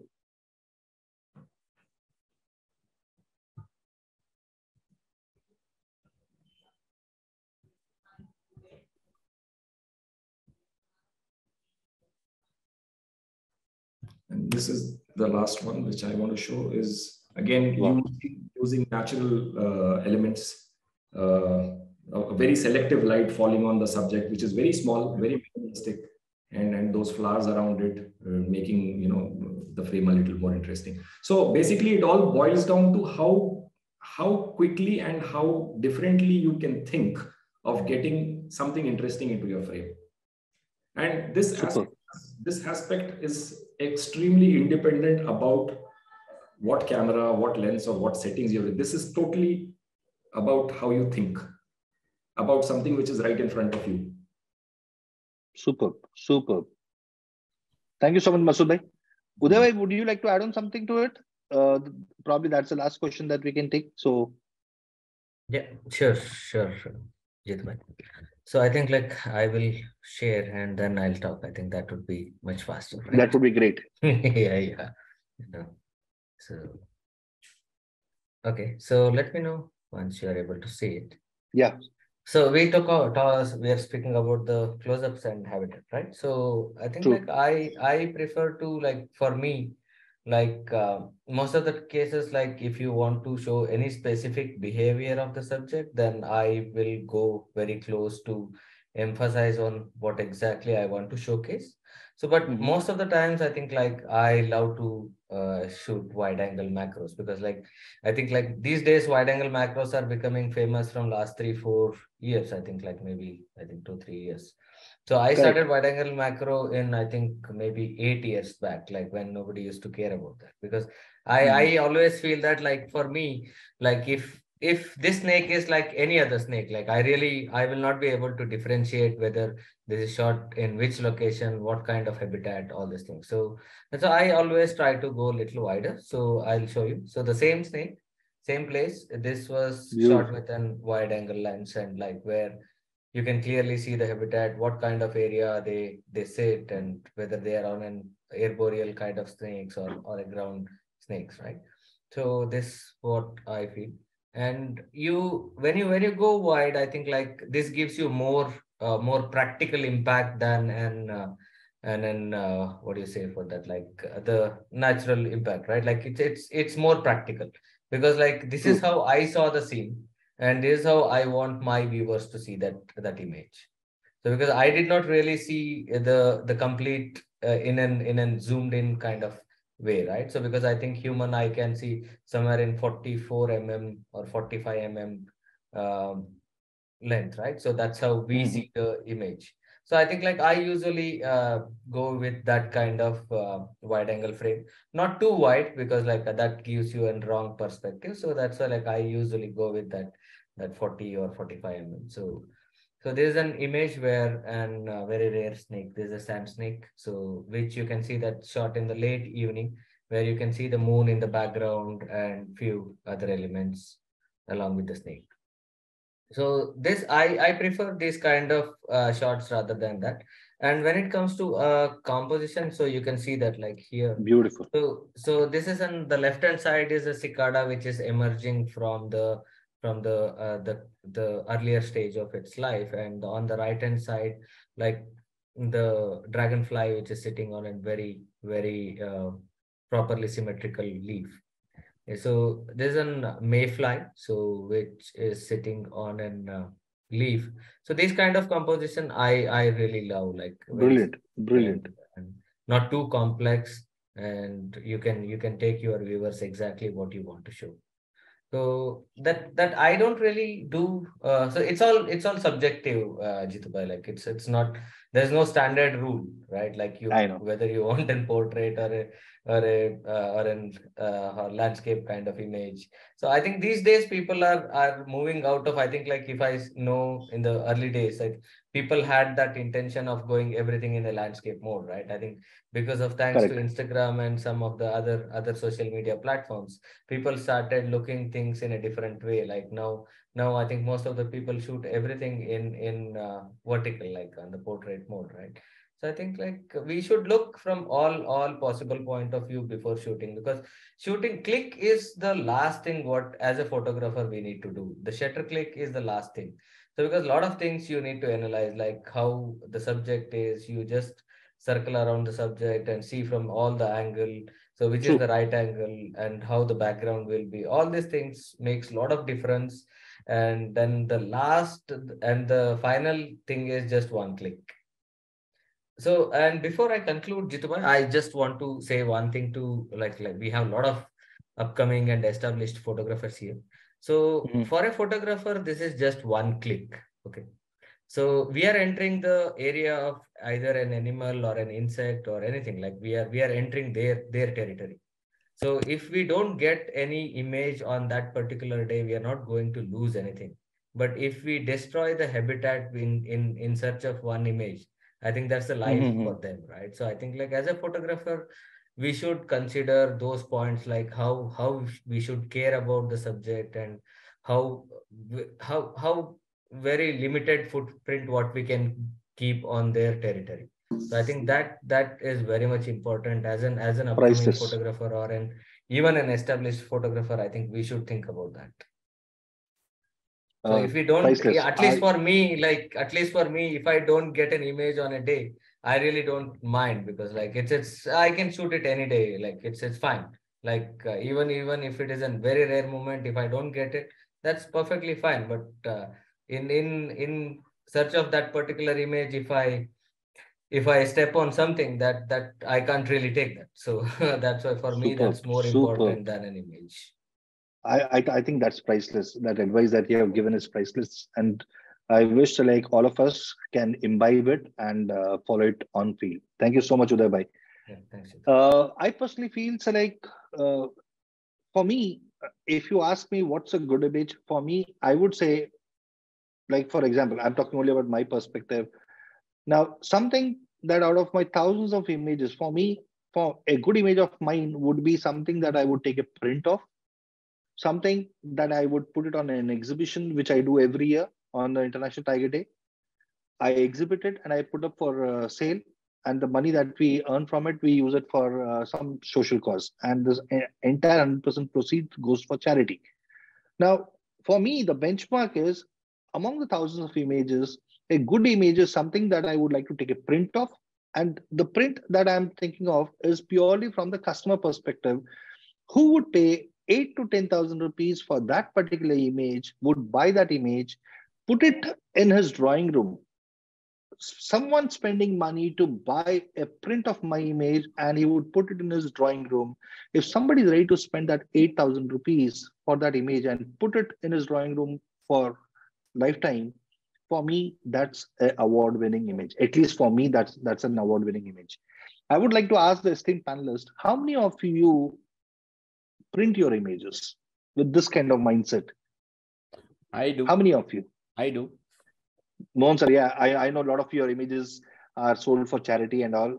You do a lot of charity work. So on an average, how many images do you get printed, Mohan sir, on an average every year? See, if I see a good image, whether I sell it or not, I make it a point to make a print out of it and keep it. Oh, you keep prints. And do you give prints also to your friends and family? Somebody comes home, no, if so you gift a print. If I feel they'll appreciate an image, I'll give it to them. Super. Masood bhai, how about you? You do exhibitions, I know that.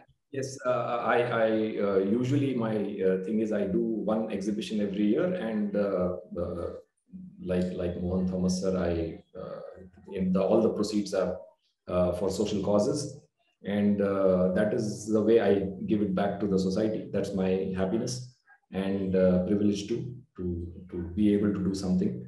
And of course, even for friends and relatives who really like my work, I always kind of try to print my work and present it to them. That is another way. So I do a lot of print. In fact, now what these days I am doing is that since I'm a part of the college and we have a lot of corporates coming in for guest lectures and all. I'm giving them prints as gifts instead of any other memorabilia. I'm giving them prints, something that they would cherish and all. But most importantly, for exhibition, I do large prints which are 3 feet, 5 feet. Those prints. Uday bhai, how about you? I print very regularly, Jitu bhai. So even if I don't sell it or anything, so. But I love to see my image on a paper, so at any day. So even if the print is very small, so the thing is like I usually when I go for a trip, I think like my expectation from that trip will be maximum 2 to 3 best images. So I don't expect anything beyond that. So at least those 3 images definitely I will print and see that like how exactly it comes, because so what you see on the monitor is completely different from what you see on paper. So the thing is like you will really know the worth of your image, or how good you are as a photographer will be seen when you print your images. I think like I do print a lot, and definitely I gift a lot of prints. Like I have so I usually do that. So but I print a lot. So great. And sorry to interrupt. Yeah. The trust that Jitu bhai told you all about. I am very happy. Yes, I am very happy to announce that Jitubai is a secretary of that trust, and Uday also is a part of it. Wonderful. In fact, the kind of prints that we do and the kind of prints that have sold, and especially making a meaningful difference in the life of people who really matters. See, the pictures that we click, it's only thanks to the forest guards and their families who have sacrificed themselves so that the wildlife can be protected. If we can do this for that, I think that's a noble cause. And thank you, Mohan sir, for that initiative, and really proud to be playing a small role in that. Thank you so much. I would like to ask the participants today, how many of you, let's take a quick poll, how many of you have ever taken a print? Whether you have been doing wildlife photography for 1 year or 10 years, let me ask you, how many of you have taken prints, and how often do you do that? So I think that's a great results coming in. About 48% of the participants, 49 now, 49% of the participants say that yes, they do prints. 27 of them have said they haven't done any prints. 20% of them, they said I need to do prints, and only 7% of them, I want to know more details about printing and connect with me. So I think that's a wonderful result. Friends, I would strongly suggest that take a print. As Uday bhai and as other experts have said, so like your image, how they look in prints and how they look on a wall, especially like on a drawing room. Take a print. Start with a small size, 1.5 feet and all. It would look totally different. Thank you so much, the esteemed panelists, Mohan sir, Masood bhai, Uday bhai. I think it's a pleasure and honor and a privilege again learning from you. It's an incredible life lessons that you have shared, and those lessons in photography, the pearls of wisdom that you have shared. I'm sure it would go a long way in improving wildlife photography for those who have attended, including mine. And I can't thank you enough. I'm falling short of words to thank you for your valuable wisdom, and looking forward to many more learning sessions from you. I now pass on the baton to Photostop. Thank you so much for inviting us. I leave it to you now. Thank you so much. And we are open to audience questions. We will try to accommodate a few questions quickly as much as we can. So I pass it on to you, sir. And then we'll take few questions. And guys, do not feel bad. We'll try to do as many questions as possible. And the rest of the questions, Photostop would send it to the respective person that you're addressing this question to. And they would be more than happy. This panelist would be more than happy to answer these questions to you to the best of their ability. Basics, they have to be right, and should not hesitate to keep clicking and keep learning from, do mistakes. Very importantly, I would encourage people, trust me. So like I've met Nikon friends, I've seen people from Sony moving to Canon to Nikon. Nikon people also have moved to the other brands. So it's not the brand which matters, as rightly said, the person behind the camera matters the most. And very importantly, guys, I would say, learn to do mistakes. There is a saying which says, do the thing that you fear of the most, and there would be no fear. Do not hesitate to make mistake. But for me, any mistake is a good mistake, or failures are bad. People say, I say failures are good because they teach you a lot of things. So I'm sure Mohan's lesson was very expensive, that he had to go to Svalbard again, spend lakhs of rupees to get the settings right. But I think the world is too small to commit all mistakes ourselves. We have to learn from the mistakes of others. Mohan's mistake is a learning lesson for us. You have the right to do new mistakes, but not the old ones. There is a saying which says, all men commit mistakes, only fools repeat them. Let's not repeat those same things. So only thing is that do not hesitate to do mistakes, attend workshops, learn from the experts like Mohan sir, Masood bhai, and Uday bhai. Right. So, okay. Jitubai, you would like to say that let Mohan sir make all the costly mistakes, we can learn from that? Good one. I think Mohan sir can at least afford it. We can't afford such costly mistakes.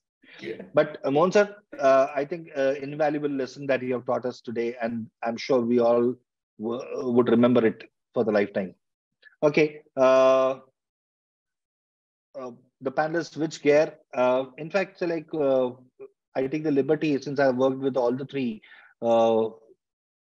Mohan's favorite gear is 600 mm, and he uses Z9 along with it, and multiple cameras, multiple body. Masood Bhai, I'm a big fan of Masood Bhai. Why? Because he uses the basic gear and he clicks award-winning images. Sometimes he shames you with the kind of gear that he uses. So he is the real-time example. If somebody wants to know, so like, it's not the gear, you don't need expensive gear to click an award-winning image. I think Masood Bhai is a go-to guy. I think I've learned a lot from him. Uday Bhai, I've worked along with him for months together for the Pinch Coffee Table book. He uses a Canon gear. He uses 500 mm f4 along with 1DX Mark II, right?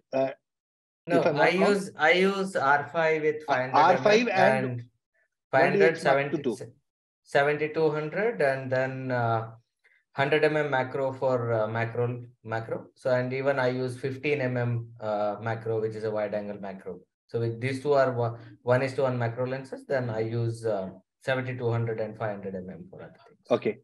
Along with 5D Mark IV and R5. Okay. Now, thank you so much, Uday Bhai. I've got one technical question coming up over here. Listen to this carefully, and any of you can answer. I have a scenario. While I'm shooting, I wanted to wide open or open wide f-stop and 2x focal length along with the ISO. Not more than ISO, not more than 800 ISO. But most of the time, images are too dark or missing sharpness. Any tips to tackle this situation? I repeat, 2x focal length. He does not want to open f-stop wide, and he does not want to go beyond 800 ISO. Images are coming too dark or missing sharpness. Any tips to handle this situation? Shoot in the right lighting condition. So I think like use the light correctly. Sorry. What is his shutter speed? That's not mentioned here. So 2x focal length. If he says his shutter speed, no, we can at least recommend something. Okay. So basically, so like, should one be more decided or fixated that I'll not go beyond 800 ISO because of fear of noise? Certain cameras have a limitation in respect to ISO. Okay. So after certain ISO, they will start seeing noise in their images. So they don't want to go above that ISO. But 800 it should be, if he's seeing noise at 800, it should be a very basic camera. Okay. And why he is reluctant to open his aperture, I am not sure. Is it because of depth of field? Only if we know that, we'll. So the person, can I take the liberty and say one should not be fixated about a particular setting only? Yeah, you know, sure. So like the pictures are coming dark, and one knows that, so like either the sharpness, if the sharpness is missing and the pictures are coming dark, that means the lights are not proper and the shutter speed is not there, because it's if the image lacks sharpness, it is only because of shutter speed. Am I right? He can also check his exposure compensation. True, absolutely. Basically saying that the images are dark and he doesn't want to go beyond 800 ISO.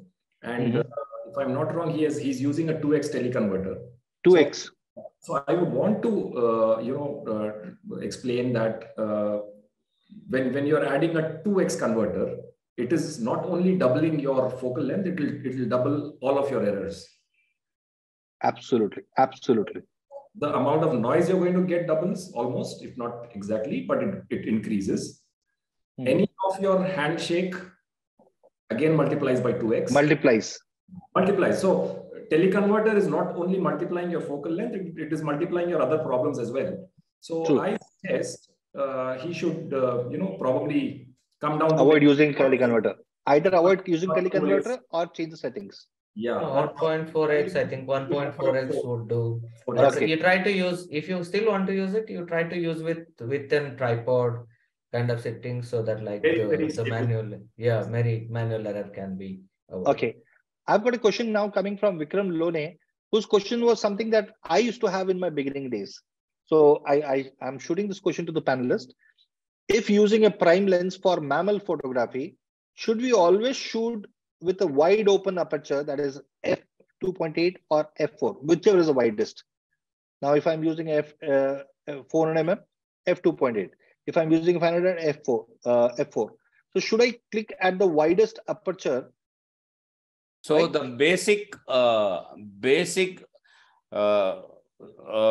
thing we have to understand is when you are using widest possible aperture, your depth of field is very shallow.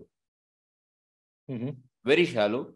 And thereby, if you are focusing on an elephant or a tiger, if you are focusing on its face, only the face will be sharp and details there. Rest of the body, if it is behind, there will not be any detail on the body. That is the disadvantage of shooting at maximum aperture. But if there is no light, there is no other go other than shooting at f4 or f2.8. That's my advice. Superb. Uday? So okay. I think there are few things which matters, Jitubhai. So the thing is, it's all even if you are on a 500 mm. So how close to the subject you are? Like, I think it's the distance between the minimum focusing distance and how close to subject you are. So the more closer you are, and the depth of field will become more shallow. So if you are further away from the subject, I think like even if you shoot at 2.8, you might get the complete subject in proper focus. But if you go closer to the subject, then even f5.6 or f7.21 or like 8 also might not give you the exact depth of field. So there are two things which matters, I think, as a photographer. So one is, what is the distance between your camera or your focus plane and the subject? And what is the distance between subject and the background? You need to consider these 2 points before choosing an aperture where you will get the good bokeh effect and the subject in sharp. So this matters more in macro photography, but it equally matters even if you are shooting a bird or a mammal. So I think that's a wonderful point to be discussed. I think Uday has brought up a very good point which should not be missed out here. If I'm permitted half a minute, I want to show a couple of images. Very yeah, quick. please. Go ahead, Masood.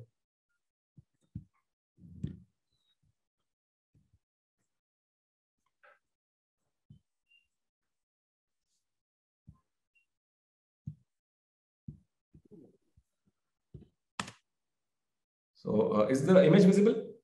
Yes. Yeah, visible.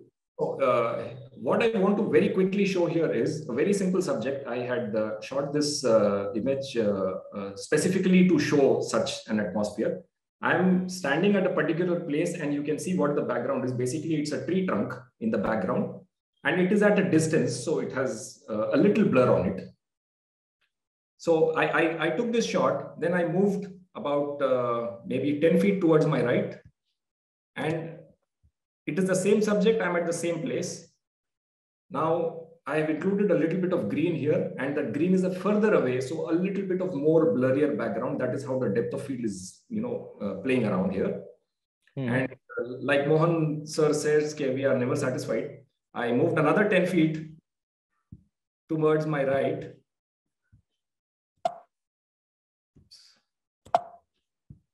One second.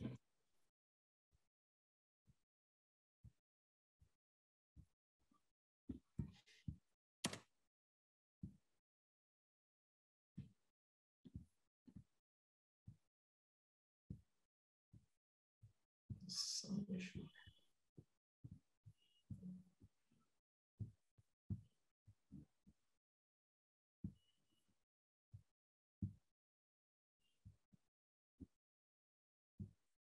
Just a moment.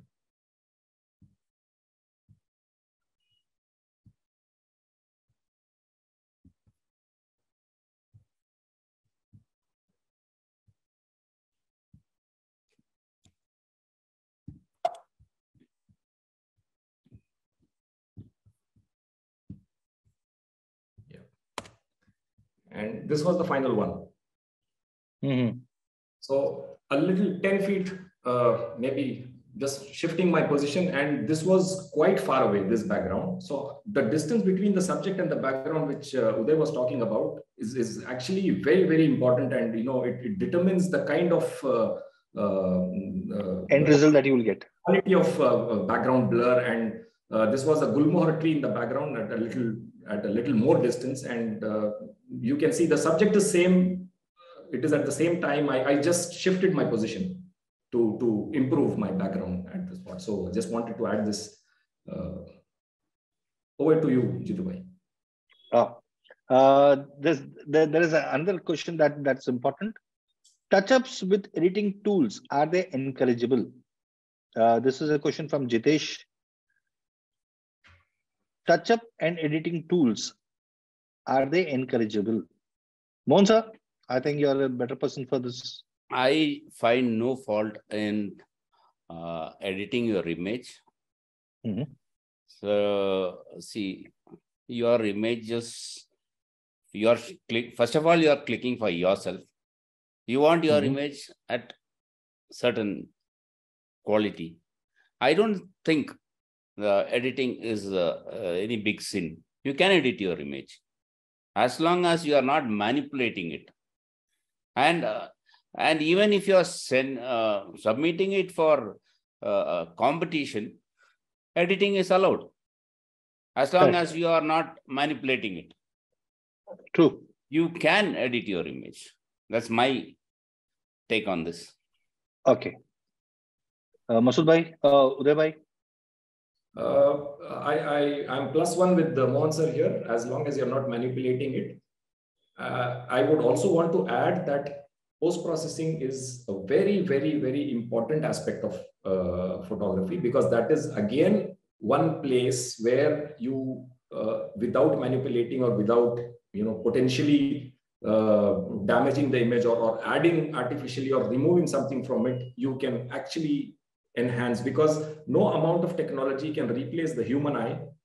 What human eye sees, the camera will never be able to see, at least in the near future. True. Of course, technology has improved, but there will always be a difference between the colors, the contrast between what the human eye sees and what the camera. So to compensate for that, you are allowed, even by the competitions, to use post-processing, and it can be done in a very, very creative and very proper way to only enhance your existing good shot. Of course, I will also want to add that a bad shot cannot be repaired by post-processing. Only a good shot can be enhanced by it. So that's true, it can be. Jitu bhai. Yeah. So what Masood bhai told is absolutely true. So I think the dynamic range of a camera which can capture the dynamic range is almost like more than 10 or 15 times less than whatever I can see. So the thing is, to bring to the certain level, you have to enhance or you have to improvise your image, what you shot. So, and when you shoot a raw image, absolutely it is necessary, because you are just capturing the raw data, not the processed image, right? So that's why I think it is mandatory to process the image or to bring it to the certain level. So, but unless and until you are not misrepresenting the scene, what you have seen, so I think I'm okay with that, because like you should not give the wrong impression of a landscape, because I have seen it with a lot of landscape photographers. Okay, because I don't want to take any names, or I don't have any problem with personally with anybody. So, but the problem what happens is, I see an image of a landscape which is extremely beautiful and with the different things. And when you go there, so there are several structures are not there. Okay, what you have seen, I really don't like that. But like, see, a beautiful cloud or a colored cloud, I can agree, because that's a dynamic thing, right? With today, there might be cloud with a light. Tomorrow, when I go there, it might be a very flat scene. But removing a subject, even for any genre of photography, I really don't prefer. So, but enhancing is, of course, it's needed. Perfect. So I think it's almost time, but there is one question that has appeared by different people many a times. There are a lot of questions that are still unanswered. So we are very sorry. There are 80 unanswered questions still. So we'll take it later and we'll try to answer all. Please don't worry, we'll try to answer all, but we'll send you the answer personally. But one question which majority of people have asked is, what's the best camera for wildlife and which is the best lens should I use for wildlife? Again, when they say they are asking about a specific model or the lens, what do you recommend strongly? See, this first thing when such questions are asked, number one is, what is the person's budget? Right. Number two, what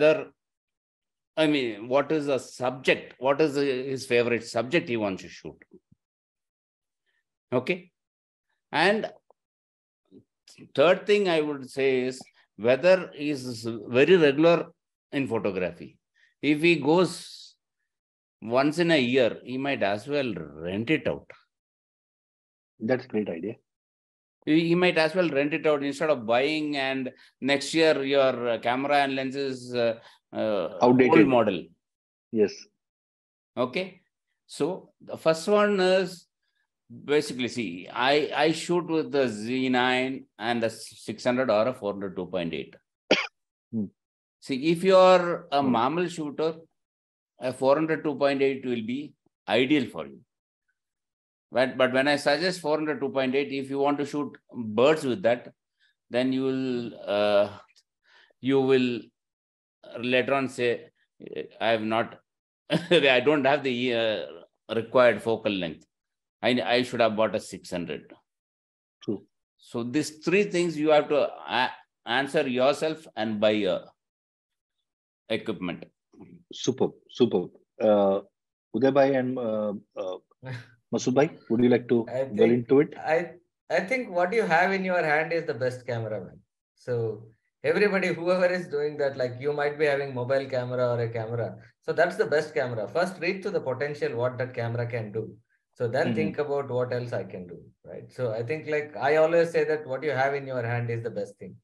So because like that's a never ending story. Like today you buy something and tomorrow that becomes outdated. So for people like Mohan Thomas, I think like it's easy. but for us, like I think I will tell you one incident. One person, initially he was a Canon person. He didn't like Canon. He came to Nikon. Then he bought Nikon. Then one day he says, I want to move to Sony. And all this in 1.5 years. I want to move to Sony. I said, what is the equipment you have? And this is the equipment. The same equipment, another person, a bird photographer, has the same equipment. Were you able to get anything like this? No. First, prove yourself with what you had. True. Then go for a better camera. Otherwise, what do you know? Whatever you earn, only the camera manufacturer will make money. Absolutely. Right? Make the best of what we have. I think rightly said. Masood bhai, your final thoughts on it? Sir, you are on mute. You are on mute. I'm sorry. I'm +1 with Uday here. Basically, whatever camera you have is the best camera as of now to start off with. But again, considering some practical, facts that you have a budget to, buy a mediocre camera and a lens, then I would suggest to go for a mid-range camera and, a prosumer lens. Don't get into the race of high focal length, like Mohan sir said. Because when I bought my 300mm, Mohan sir was using 500. I thought I will buy 500. Then by the time I reached 500, he moved on to 600mm. And he came with me. So this race is never ending. Don't get into the race of focal length and all. Buy a good prosumer camera to start off with, depending on your budget. And there are many good options these days. And you can choose one of them. 200 to 500 or 200 to 400 is a good focal length. Go with a zoom initially so that you can do birding as well as mammals and all that. That's a good way to start off, I can say. Superb, superb. I think we can still go on, but like again, as I said, scarcity of time. And please understand, guys, we are here for you. You can reach out to us anytime. We'll be more than happy to help you out, to help you grow, to guide. But always remember, never feel shy to ask for help, because if you don't ask, you don't get. And if you don't get, if you keep doing old things, you'll keep getting the same results. So if you want to go to the next level, do not hesitate to ask for help, ask for guidance, find a mentor for life, and so like go ahead and learn by doing mistakes on field. If you have to learn swimming, you have to jump into the pool. If you have to learn photography, you have to be on field. Field in the sense need not be a jungle. Start. If you want to experiment with the settings, you can't experiment in the real jungle in front of a tiger, which gives you only few seconds. Do it in your backyard. Do it on the outskirts. Click any subject. Let it be a langur. Let it be any bird. Yeah, please. Your suggestion here. Basically, the best way, one of the best way to learn is to look at other people's photographs whom you admire. Try to read those images, try to understand what the photographer might have thought about it, the way he composed, why he did it so, what was the lighting condition approximately, and how he must have thought about getting that shot, and what must have been the settings. Get out on the field, make mistakes, learn from them, and repeat. That is not repeat the mistakes, of course, the process. It goes on. That is the best way to learn. And also, Jitubhai, I remember you talking about the award-winning images and all. Yeah. Nobody is sure that any of the image will win an award. Nobody. I wouldn't believe that. I have, by the grace of God and the support of so many mentors, I have managed to get a few awards, but I never knew when I shot that these are going. What I would want to add here to all the beginners and intermediates here is try to get the best. Try to be different, try to think different.